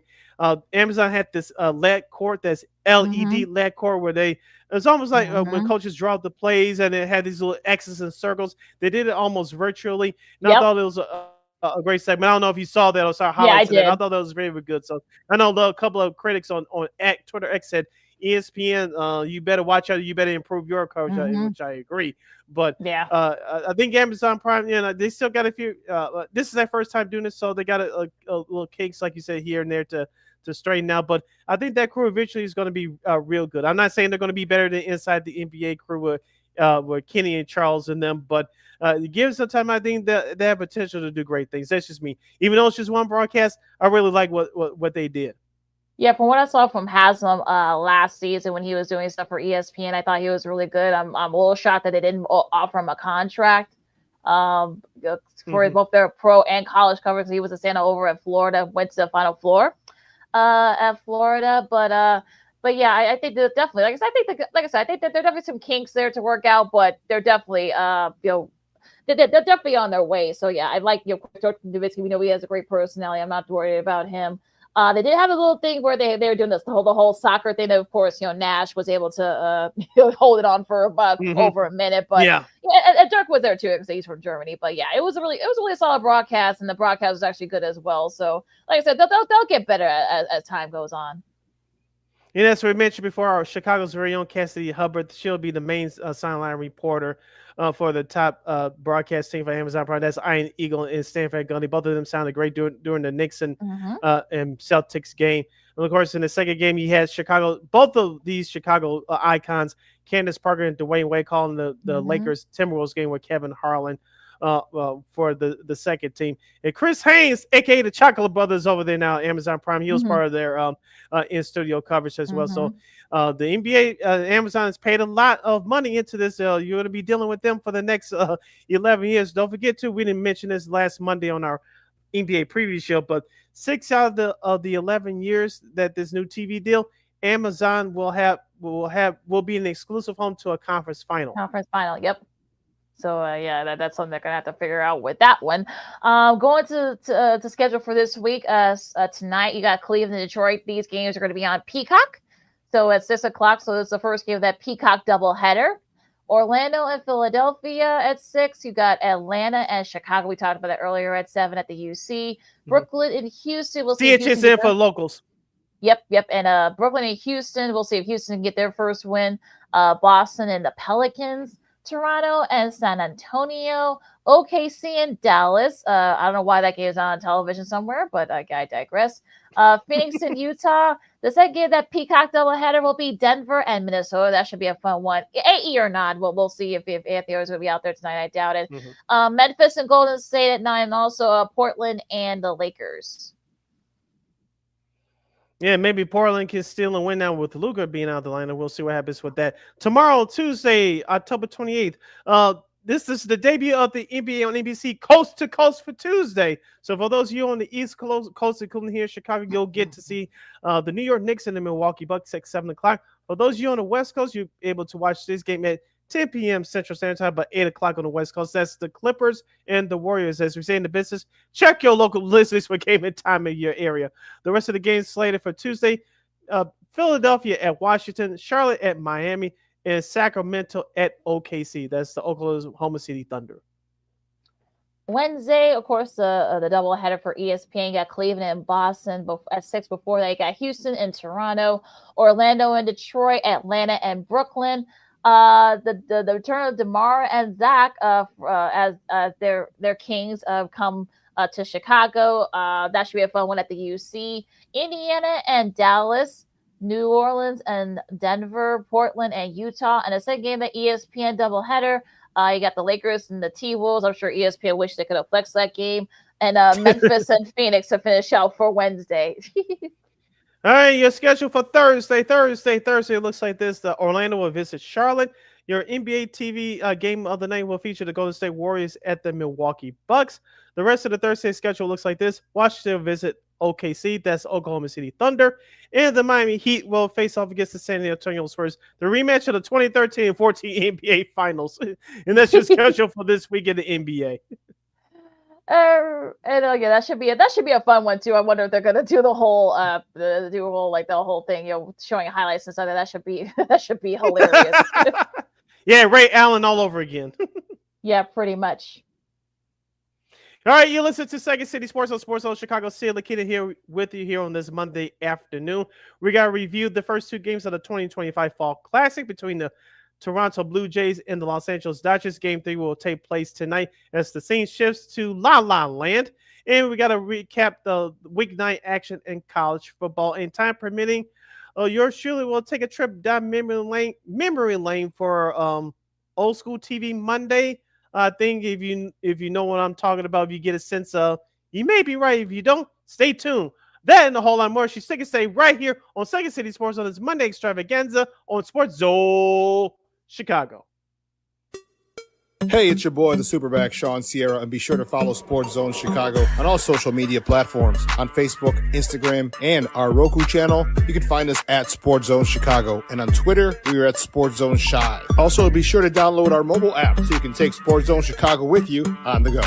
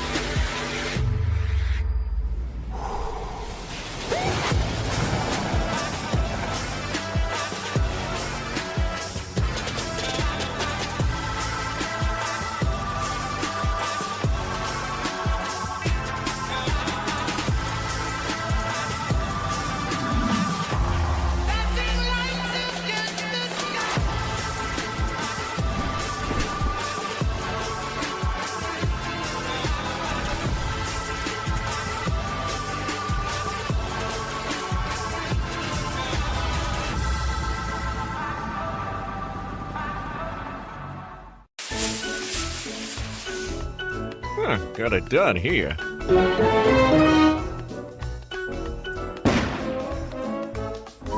Ouch! And we're gonna make sure you lit this time.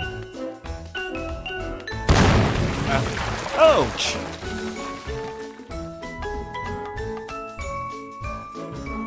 You're not gonna get me this time.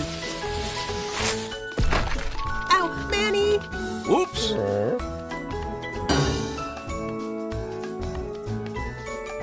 Let's try an easy one.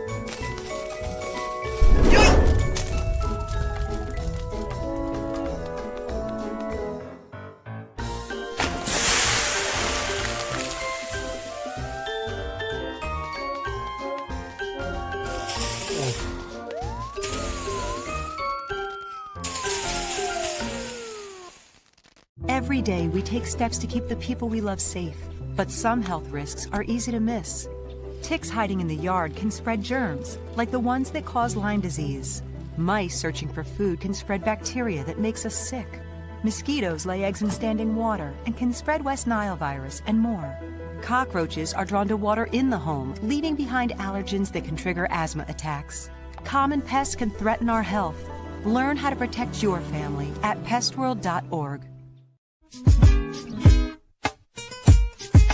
Hey, this is Corey McGee, and I listen to Sean and Maya on the morning show.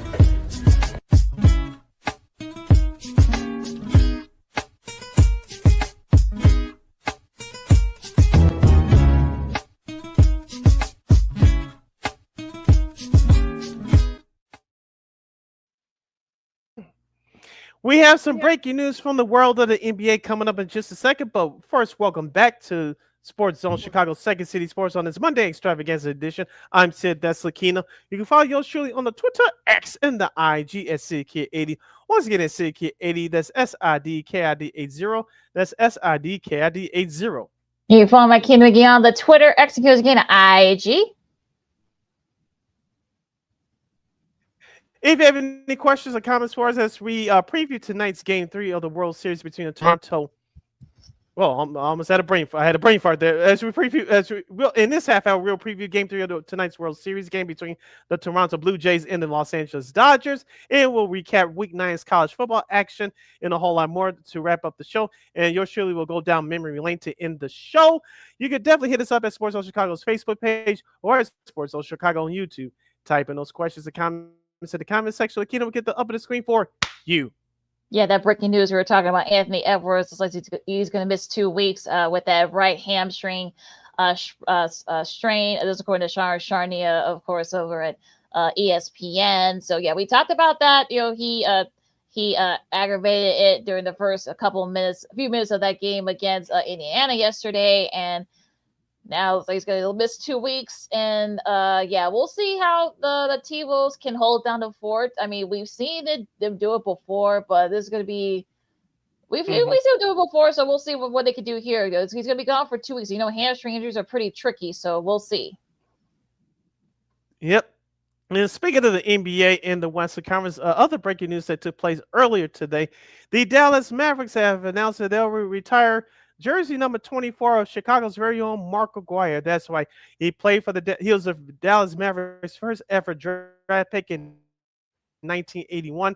He spent 8 full seasons in a Mavericks uniform before being traded to the Detroit Pistons in February of '89. Danley. He was a 3-time All-Star. I know some people arguing, including our very own Eugene McIntosh from It's the Bigs Media here in Chicago, that he should be in a basketball Hall of Fame. Remember, he played at DePaul, which he was a hell of a player there. But the Dallas Mavericks will retire his jersey number 24 in January.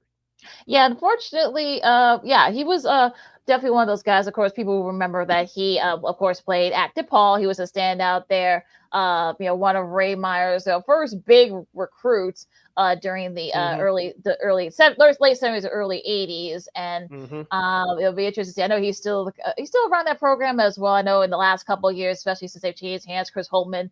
We'll see what DePaul does this year with basketball. See college hoop season starting in just less than 2 weeks from now. And I know that he is. I know he's kind of been sort of like Cooper Flagg's mentor, if you will. So yeah, he's still with the organization too, and it still holds no bitterness after being traded. So yeah, good to see that they actually are finally retiring his jersey. And he played 8 seasons there. Went to a couple of All-Star games and such. He's not in the Hall of Fame. You know, you kind of like think because he didn't have a good NBA career, but I'm glad that Dallas is doing that. So yeah, good for the Mavs for doing this. Yeah, saluting their first ever number 1 overall draft pick from 1981. All right, LaKeena, where do you want to go first? World Series or college football recap? Let's do the World Series since you got a pivotal game 3 tonight over at Dodger Stadium. And talking about the first couple games, we'll start with we'll start with last Saturday's game here.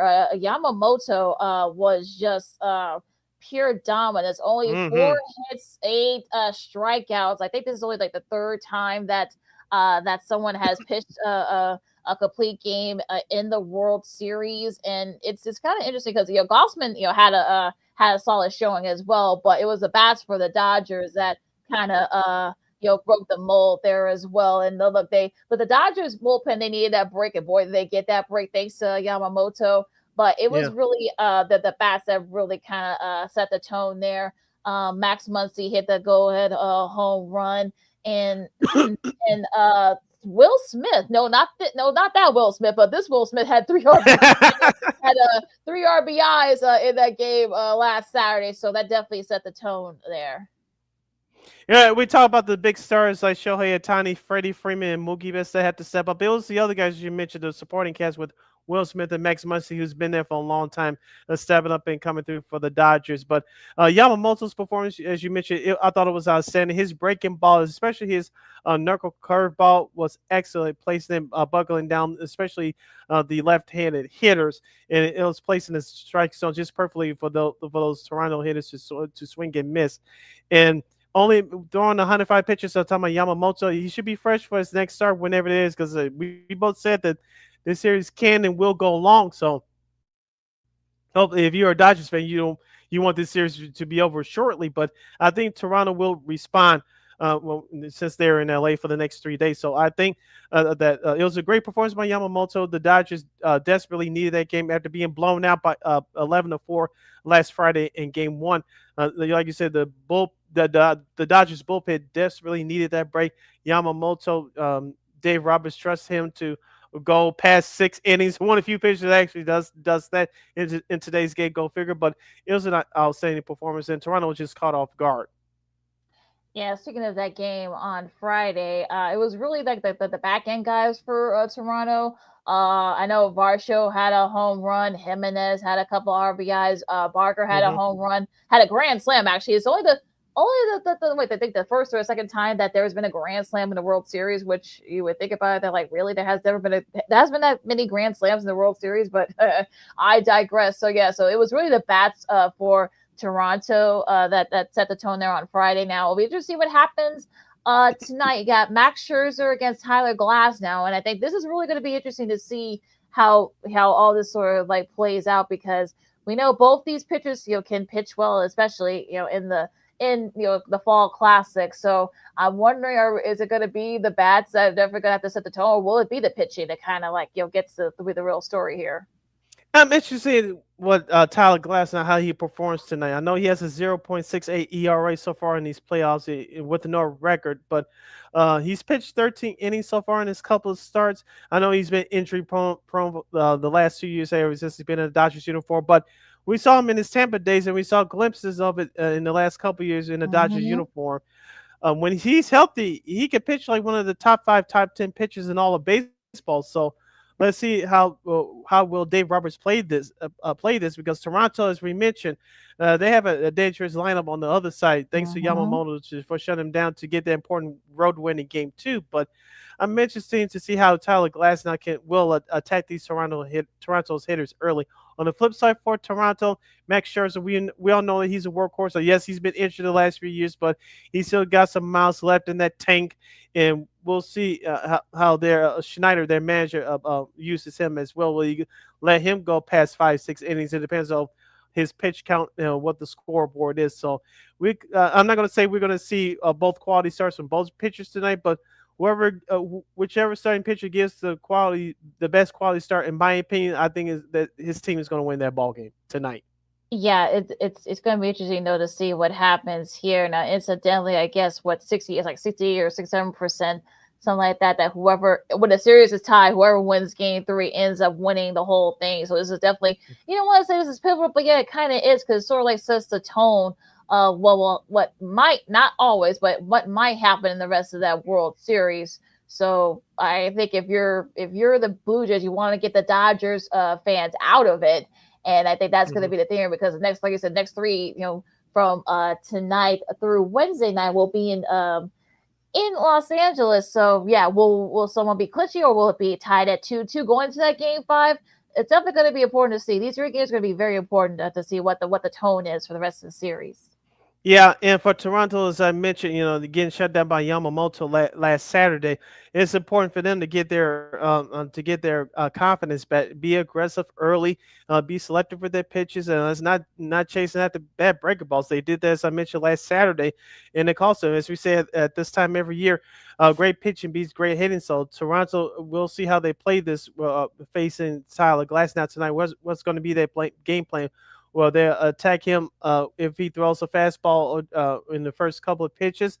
Will they be patient and wait for him to throw some junk on there for him to hit? It's going to be interesting to see how they play this. On the flip side for the Dodgers, as I mentioned, Tyler Glass now has to throw. I'm not going to say a quote unquote perfect game. Obviously, that's not going to happen. But can he be effective enough? Because we all know that if you get the Dodgers down, you got to keep them down because they are one of the best teams in Major League Baseball to come back and come back fashion. So they can win it at the last at bats. You know the names by now with Mookie Betts and Freddie Freeman. They've been there before, and Max Muncy, as you mentioned, who broke the game wide open last Saturday in Game 2. So you know the names, but if you Toronto's pitching, both their starters in the bullpen, can you keep them down? Because if you can, you leave that crack, that door open just a little bit. The Dodgers can't come back, and we've seen them over the last few years that they're one of the best teams in baseball in comeback wins. That'd be very interesting, though, to see what happens. Of course, you can catch Game 3 on Fox at 7 o'clock. Also, tomorrow's Game 4, we'll see what happens. It'll be Shane Bieber against Shohei. So, yeah, that's going to be an interesting pitching matchup as well. And we said that they were going to save Ohtani for when they get back to Los Angeles. That's exactly what they're doing. So, it'll be just to see if, look, we've seen him struggle a little bit. I'm talking about Ohtani, but we see him do well, including like clincher against Milwaukee in the NLCS. So it's going to be interesting to see what happens in this game. Also, Game 5, no pitching matchups have been announced yet for either team. So it'll be interesting to see what happens. These all just going to depend on what happens tomorrow, I feel like.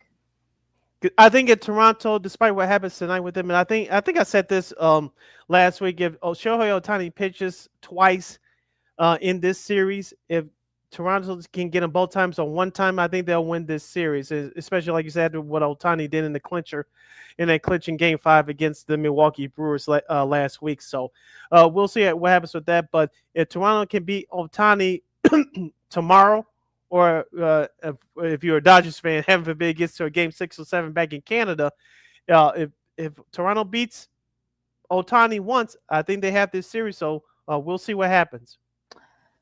All right, like I said, you can catch all the games on Fox 3 through 5 as the series shifts to LA at Dodger Stadium. So yeah, we just see what this is going to be. Will we talk about someone clinching, or will it be someone trying to stay alive in Game 6? So we'll see what happens there. I just listen to Second City Sports on Sports Chicago. LaKeena, McGee, Steve Brown with you. We're going to switch gears here, go back to the gridiron, this time in the college variety, as week 9 of college football commenced. So we had a little mixture of different things here, standouts and performances. Our girl Leah Rahimi will talk about little meal news with her in just a second. North Texas, they beat Charlotte 54-20. Virginia Tech needed double overtime, but they got the best of California. Boise State, no trouble with Nevada. UCLA, well, if you took the under, you didn't have a good start to your Saturday. 56-6, Indiana just hammered UCLA. Fernando Mendoza had 3 TDs. Even his younger brother, Alberto, got into the act as well, played for a little bit there. But, Indiana, look, no trouble with, like I said, with UCLA. But the big news here, LSU, they fired Brian Kelly. And as they lose to Texas A&M 49-25 down there in the Bayou, Marshall Reed had 202 yards and 2 TDs. He also had 2 rushing TDs, 108 yards there. Gavin Nussmeier only 168 yards and a TD for the Tigers. So, yeah, Sid, what do you think? Texas A&M. Remember, I asked you this question. I don't think it was last Friday's program, but the previous Friday's program is the Aggies for real. I know they beat Notre Dame at South Bend early in the year. I think my question as of right now has been answered. Yes, they are for real. Ranked number 3 in the nation, 8-0 overall, 5-0 in the SEC. I don't know if I'm sure technically Marcel Reed will be eligible for the Heisman Award, but he put on a great performance, at least running the ball. I know he barely ever had 200 2 yards passing, 2 touchdowns, but he carried that Aggies offense, scoring twice on the ground as well, 13 carries for 108 yards. He may be one of the top 5 players, dare I say, maybe one of the top 5 players in the country in college football. He carried that Aggies offense on his back. So we'll see what Texas A&M is made up going forward, but they did pass 2 early tests this year, and I mentioned with the Notre Dame victory and what they did to LSU, sending Brian Kelly home with this pink slip. So the Aggies are for real. If they could finish the season strong, they could be a dangerous team come college playoff football time, football playoff time. We'll see, but they've been very impressive so far this year. 8-0 I don't think it's nothing to roll your eyes at anymore. No, absolutely, especially after going down there and beating LSU in Baton Rouge. Alabama held off South Carolina by the skin of their teeth. Yes, I said that. Sorry, Bama fans. Oregon held on, no trouble. I mean, they didn't really have to do too much against Wisconsin. Georgia Tech, they stay undefeated. They beat Syracuse. Ole Miss got the better of Oklahoma 34-26. Now there are some people that say that maybe Lane Kiffin could perhaps go for that LSU job. I don't know, but I doubt that they can do just fine with that. I'm guessing that's not Lane Kiffin's age. I'm guessing, but but it might show by. But they actually scored in the second half, which was an issue for them a couple weeks ago against Georgia. They actually scored 9 points. Yeah. Yeah, and I told you that I was going to take a chance on Ole Miss after, like you said, what happened in that fourth quarter last week at Georgia, putting up a goose egg. But shout out to their star quarterback, Mr. Trinidad Chambliss, 24-44, 315 yards passing in the touchdown. Like you said, they even though they gave up 16 points to start the third quarter to the Sooners, they gave Oklahoma the goose egg at the end there, outscoring them 9-0 to hang on to that 8-point victory. So Ole Miss with Lane Kiffin, great job. As I said before, with the young teams like that, is the way they lost last week. Go on the road at Georgia. You had to go back on the road against a tougher opponent in Oklahoma and try to play at your best. Well, they did, and they squeaked it out. They got the job done. Yep. Miami, nice bounce back win for them. They had no trouble with Stanford. Vanderbilt gets their first win against a top 15 team since 1941. No, that's not a typo, folks. That is the truth there, as they beat Mizzou, much to the chagrin of a couple of buddies of ours, Josh Ryman and Mike Berman. I know they were not very happy over the weekend as their Tigers weren't able to pull it out against Vanderbilt. Just short of a Hail Mary, if you will. So unfortunately, know where you are. BYU came back. They beat Iowa State. Texas Tech, no trouble with Oklahoma State. Virginia needed to stop. Give Bill Belichick credit. He had his guys go for it for 2 because they were in overtime. They decided to go for 2, and they didn't get it. So that again, that was kind of like a microcosm of their season. So that's unfortunate there. But Virginia stays undefeated. And one loss. I think they got like 2 losses, but they're undefeated in the conference. Tennessee, no trouble with Kentucky. Memphis with a nice bounce back win against USF. South Florida, Louisville, no trouble with BC. Cincinnati took care of Baylor. Texas, came back. They needed overtime. They lost Arch Manning to a concussion, but they were able to pull off the big comeback down there. In Mississippi State, much to the chagrin of another friend of the show, Marshall Harris, who was a Mississippi State grad. He wasn't very happy. Matthew Caldwell came in relief through that go-ahead TD in overtime, but they were able to pull it out. Talk about Texas. All right, locally here, the Fighting Illini, they lose by 17 to the Washington Huskies on the road. 42-25, Damon Williams Jr. for the Huskies, 26-33, 280 yards and 4 touchdowns. The Huskies star running back Jonah Coleman, 14 carries, 75 yards in the touchdown. And of course, Mr. Denzel Boston, 10 catches, 153 yards in the score. LaKeena, Illinois had a chance to make it a game in the first half. They did, but in that second half, Washington outscored the Illini 21-8. I did get a chance to watch some of this game. The Illini had their chances, but you can tell that Washington is just a better team. We talked about Washington struggling a couple of weeks ago. They got their act together now. the Huskies are now 3-2 in Big Ten play. Illinois falls to 5-3, 2-3 overall in Big Ten play. I was talking about this with a good friend of ours, and he said that the Illini should finish strong, in which I think they will. The college football playoff is out of the picture now, especially with those ugly losses to Indiana and Ohio State. But looking at the Illini schedule, they should be able to finish strong. You thought they would take that next step. They're just not ready yet. If they can get that one big recruit that can shake things up, I think Illinois will get to the next level. I had them at between 9 and 10 wins anyway. But if they finish the season strong, it's still going to be a successful year. But it's time for this team to take Brett Bielema's crew to take the next step. Yeah, you just schedule some. I would say, well, especially the Northwestern game, I think they should be able to win out. That Northwestern game at the end of the season will be interesting there. But yeah, Washington was just too fast for the Illini. I know Washington, they're going to be kicking themselves up those couple of tougher losses to Ohio State and also Michigan. Speaking of, they beat Michigan State. They took care of their in-state rivals. Houston upset Arizona State. Now Northwestern, they lost a tough one to Nebraska, 28-21. It's always between these two teams. I know there was there was a call afterwards that kind of, you could probably say could have gone either way, but but even still, I think Northwestern, they're 5-3 right now. It's kind of setting up for them. Perhaps they could probably get a good 7 or 8. Well, they got to play they got to go at SC on they're off this week, but they got to go at SC on this November 7th. They got to play Michigan, and they got to finish up against Minnesota and Illinois. So they're gonna have a tough way to try to get that lose a 6 win to be bowl eligible. They might win one of those games, but yeah, it's going to be very tough. Yeah. Yeah, it's going to be very tough. I know Northwestern did not get out to a good start. I know they battled back, especially in that second half. But Preston Stone for the Wildcats did not have a good day at quarterback. 15 of 29, 159 yards and 2 interceptions. That's going to kill you whenever you play at a conference on the road in conference play. Well, on the flip side for Nebraska, Nazia Hunter, 6 catches for 70 yards and a touchdown. So Nebraska, we talked about them being vulnerable, being up and down for the last couple of weeks.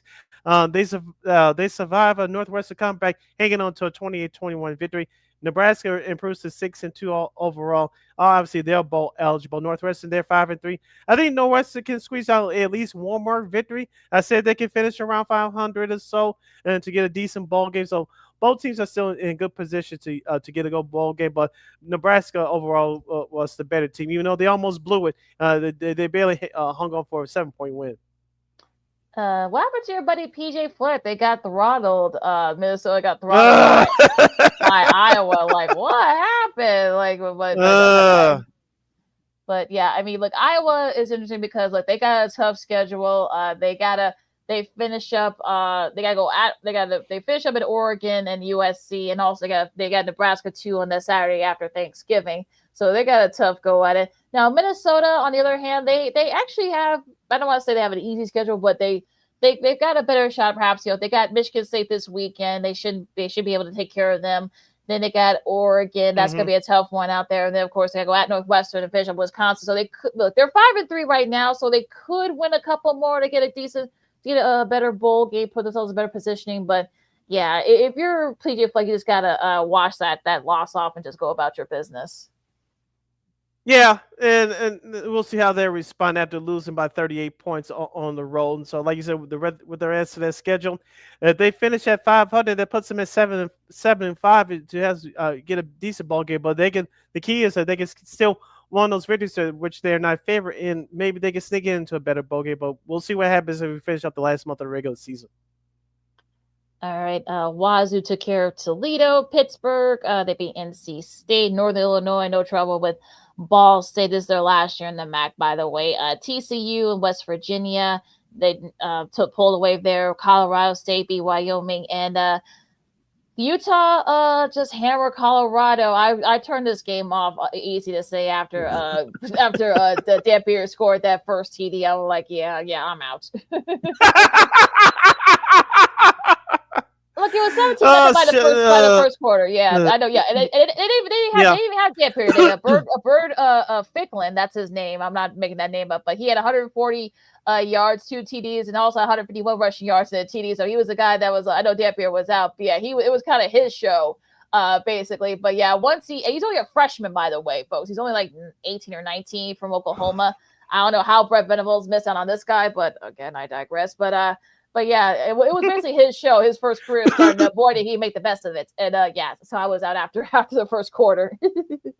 Yeah, like I said, I almost forgot about this game. I saw the score on my timeline on Instagram when I woke up yesterday morning, 40-0 at halftime. My goodness, I knew that Colorado was going to have some struggles this year thanks to Travis Hunter and Shedeur Sanders being in the NFL, but I didn't think it would be this bad. They're 3-5 right now. I know they're out of it in conference play at 1-4 in the Big 12, but Coach Prime, you probably knew it was going to be a tough year, obviously, but I'm sure you didn't think it was going to be this bad. Maybe they could finish out at 500, be respectable. But on the flip side, I want to ask you about Utah.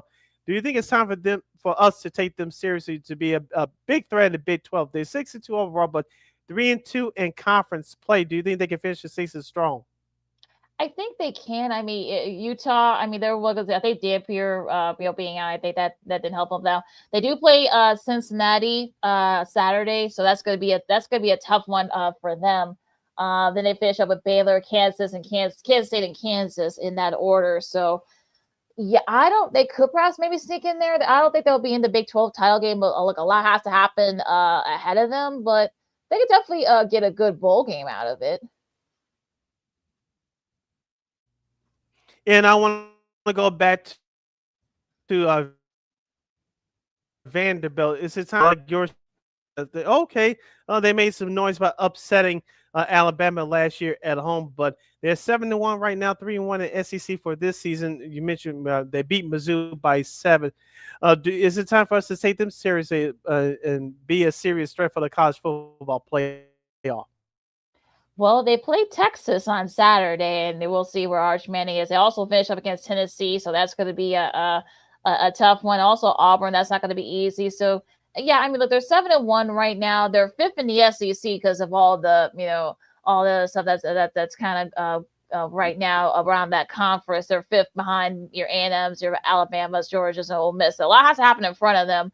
They don't have to play Georgia, nor do they have to play Alabama. So that they might sneak in, one of those things. But again, look, Clark Leah's done a great job. Now they're actually investing money into those the other programs down there at Vandy. And yeah, I mean, look, could maybe be taken seriously? I think they can. I know that their quarterback is definitely making a case for him, Diego Pavia. He's making a case for the Heisman.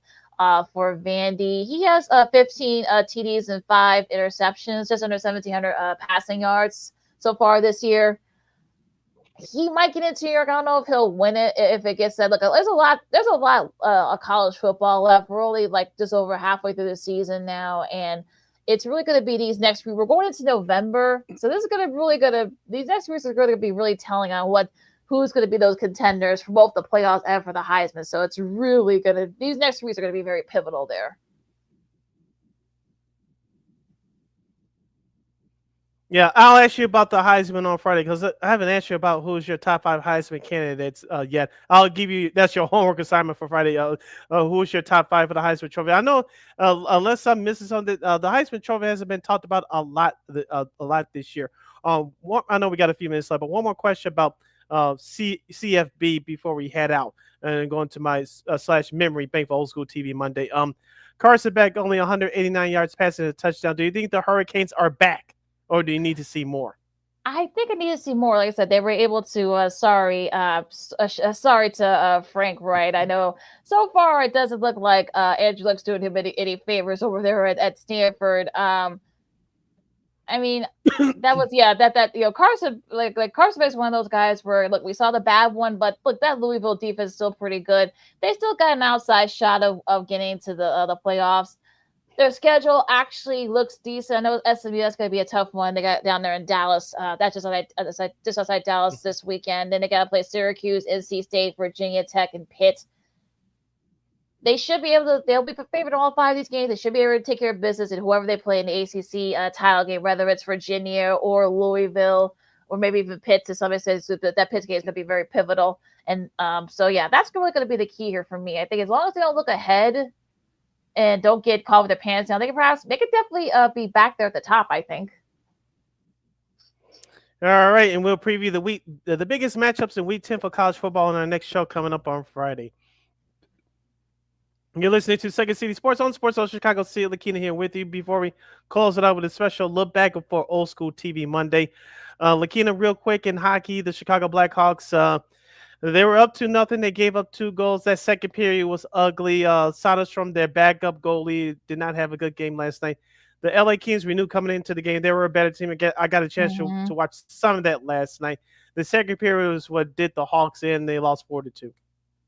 Yeah, that was I saw the highlights, and that was not a good showing there yesterday for them. I know Bedard got the scoring going. There was their goal of the season, but yeah, the Kings are the much better team right now, and they're one of the top teams in that Pacific Division. So not surprised. This is probably the worst that the Hawks have played in the last couple of weeks. So you kind of figured that was going to be the case here. But I'm a little disappointed. But look, I'm not daunted by that. I wasn't daunted by that yesterday.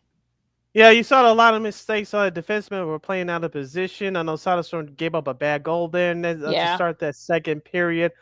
Turning the pucks over. When you play sloppy hockey like that, especially with a young team like the Hawks have, you're not going to win many games. You cannot afford to shoot yourself in the foot, and that's what happened last night. So hopefully Jeff Basham has those guys learning. It's going to be a learning curve this year. We're not saying they're going to go to the playoffs and shock everybody. They'll be great, but young teams like that need to learn from their mistakes, experience stuff like this, and where they know what to do for next time as the season goes along. All right, LaKeena, any of the other news and notes before we celebrate the anniversary for Old School TV Monday? Who's impressed you so far in the NHL? Because I got a couple of teams I have in mind here. Oh, that's a damn good question. Even though I haven't watched as much as I would like to. Maybe New Jersey. I got. Like I said, Anaheim to a lesser extent. I know Joe Quenneville's over there right now. He'll have that program up and running by the end of the year. I know Ducks fans don't want to hear that, but you're in good hands with Joe Quenneville, so I'm looking out for them. New Jersey's a sneaky good team. So, of course, you have Montreal and Toronto. Can Toronto finally get over that hump and win a cup, especially with Austin Matthews? There's some interesting teams that your guys keeping an eye on. So, I got to buckle down and watch just a little bit more of that hockey, but I'm watching those 3 teams for sure. Yeah, Utah's looked really good so far. The Mammoth, which is that's still a strange name, but the Mammoths looked really good so far. I know that's weird, but shout out to Colorado and Carolina on Thursday. We didn't get a chance to talk about it, but they played each other, or should I say, for all you Adams Division folks, the Whalers. Ooh, you really taking it back. Of course, the old Hartford Whalers and Quebec Nordiques. They actually wore those uniforms there in Colorado. Yes. It was very confused. Of course, Carolina, in a great shootout. Actually, that'd be a great game. Carolina got the best of Colorado in the shootout. But yeah, just a little note there for you old Northern Adams Division folks way back in the day. The Adams Division, Norris Division, those divisions in hockey. Oh, good. I gotta buy me a Hartford Whalers jersey at some point. I do that green. It wasn't a Boston Celtics green, but it was green enough that it stood out. The logo was as the kids would say, but that color green really stood out. Yeah. Oh, I love those Nordiques jerseys too. The blue and the powder blue and the red, orange, and the trims. That looked really cute as well. But yeah, just want to give a shout out to that because we didn't get a chance to do it on Friday. But yeah, they played last Thursday, so that was actually pretty funny seeing that on last Thursday night. Yes. Love me a good hockey throwback uniform. All right, LaKeena, we're running out of time. We should close it out with Old School TV Monday. Yours truly was reminded yesterday. I was talking over with a couple of buddies of ours and mine. Of course, with the official MLB 2025 season coming to a close, perhaps next weekend with the World Series. Of course, the White Sox season ended last month with the commemorating the 125 of the history of the franchise. Of course, yesterday was the anniversary of the 20th of the 2005 World Series team. Of course, the Chicago White Sox defeated the Houston Astros 1-0 in Game 5 of the 2005 World Series down there in Houston, Texas. Freddie Garcia pitched a 1-0 shutout for the win. The late great Bobby Jenkins got the save. Juan Uribe made a couple of great plays defensively at the end to secure the win for Chicago. Brandon Baggy on the flip side for the Astros pitched his heart out for 7 innings. And let's not forget, LaKeena, Game 3, which was the anniversary, was the day before last Saturday. Remember, I think it was the 8th inning when they scored the 5th run. They did not score a run for the entire remainder of that game and the remainder of that series. They went almost technically a full game without scoring another run. Yeah, but they ended up winning it. So that was a kind of crazy haul that kind of shaped out. I mean, 11-1, that White Sox, the White Sox team was, and and that was kind of interesting because, like you said, that World Series, unfortunately, between Houston, that was kind of like the lower end of the ratings wise, but but you got these two teams that didn't really have a big, rich history when it comes to whole World Series. I should say. I know Houston went a couple of times back in the day, but yeah, I mean, it's kind of interesting how this kind of like plays out here. You got, I know AJ Pierzynski, I know said that was his favorite team. No kidding. In the last in the 21st century, but yeah, they were kind of pretty dominant. And MLB, shout out to MLB social media. They actually remember that the White Sox did, despite what ESPN will tell you, the White Sox did win the World Series. Exactly. Despite what ESPN will tell you, but yeah, I mean, I think that was they were kind of countries all over the place. Jermaine Dye, of course, won World Series MVP. AJ was a big, a big part of that too. Of course, Scott Podsednik, he had a couple of big home runs, especially during the ALCS series there as well, but against Anaheim. But yeah, I mean, it's kind of interesting to see like how this team is, doesn't get their due, it feels like, but we're going to give them their due here. We do it for the last few months, so.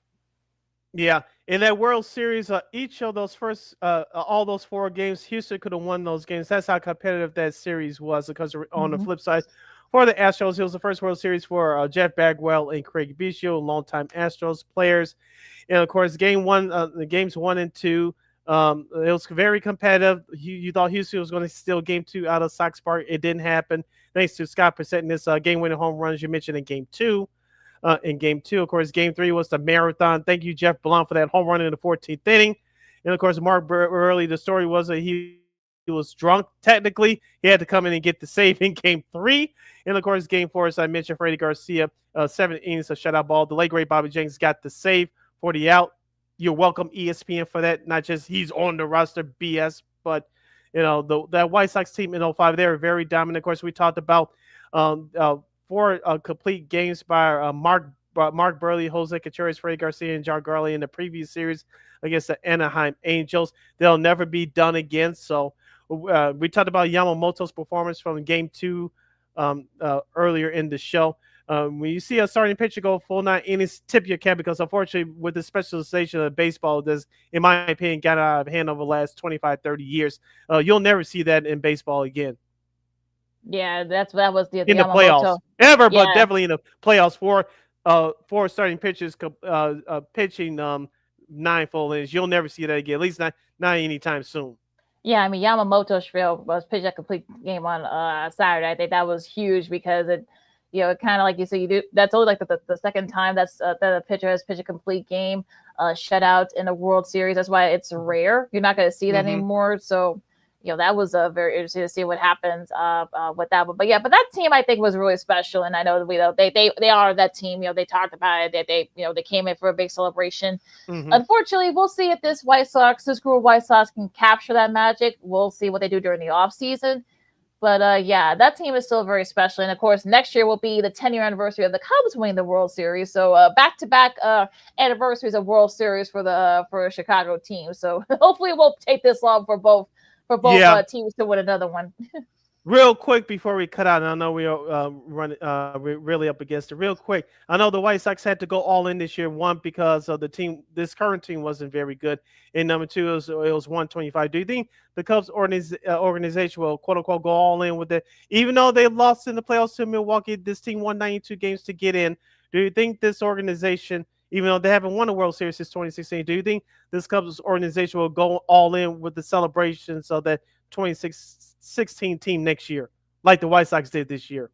Maybe not all, maybe not to the extent the White Sox did, but I think they will. I think that they kind of have to because, yeah, I think it's been 10 years. I know a lot of those guys are still close. I know a lot of those guys are ambassadors. Your Ben Zobrist, and I know Dexter Fowler, of course, he does brace stuff with Marquis, so I know he's still close to the organization as well. So yeah, I think they will. I think yeah. So I think they'll, especially now that Rizzo's retired. He retired a Cub. Yeah, I think they will. I think they will. Now, to what extent, who knows? But I think they are gonna celebrate that team next year because it'll be like I said, it'll be 10 years. So we'll see. I agree with you. I don't think they're going to go to the extent like the White Sox had because the Cubs have, with them being in the playoffs this year, you could dial it back a little bit. But they still, like I said, I went up there a few times this year, and down in the concourse they had the World Series trophy. You could take a picture of. Obviously, I didn't take a picture with it because I'm not a fan. But they still have the photos around the ballpark and what have you. And of course, as I mentioned with the World Series trophies, where they still attracts Cubs fans obviously to take pictures with it and admire the trophy. So yeah, like I said, I don't think they'll go all in like the White Sox, but like I said, I'm sure you'll see some promotion. I know the promotion schedules will be out in January and whatnot, but I'm sure they're working on the Cubs front office and the promotions department. They're working on some promotional items celebrating that team as well. You bet your bottom down when those get announced, Cubs fans will be all over it for sure. Absolutely. So yeah. So for Old School TV Monday, we celebrate the anniversary of the 2005 Chicago White Sox squad. All right, LaKeena, take us home. You follow LaKeena McGee on the Twitter, LaKeena McGee on the IG. You can follow yours truly, Sidney Brown, on the Twitter, X, and the IG at SidKid80. Once again, that's SidKid80, SIDKID80, SIDKID80. Be sure to download that Sports Zone Chicago app wherever you get your apps. Please follow Sports Zone Chicago on all social media platforms on Facebook, X, Instagram, and YouTube. And thank you very much in advance for your support. Like, share, subscribe, and tell your friends. Be sure to catch Second City Sports live in living color every Monday, every Friday from 12:15 to 2:15 p.m. Central Standard Time right here on Sports Zone Chicago. One more time, as LaKeena would say, be sure to catch Second City Sports live in living color every Monday, every Friday from 12:15 to 2:15 p.m. Central Standard Time right here on Sports Zone Chicago. And if you miss a segment, if you miss an interview or our picks, NFL pick'ems, of course, no problem. You can go back and watch it anytime, anywhere on the Sports Zone Chicago's Facebook and YouTube channels. That means also not just us, but replays of our show, Sean Sierra Sports, the Smoke Fellas, and so much more. You can catch whatever segments anytime you want on Sports Zone Chicago's Facebook and YouTube channels.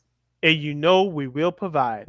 All right, enjoy all of the baseball. Hopefully, we'll get to maybe a 3-2 type of scenario. Hopefully, we won't be celebrating World Series champ by the time we get back on Friday. Of course, you got the NBA, you got college football, also college hoops. I know they're going to be doing a lot of exhibition stuff, so I know that starts in about a week and a half, and so much more. So, enjoy the crisp fall weather.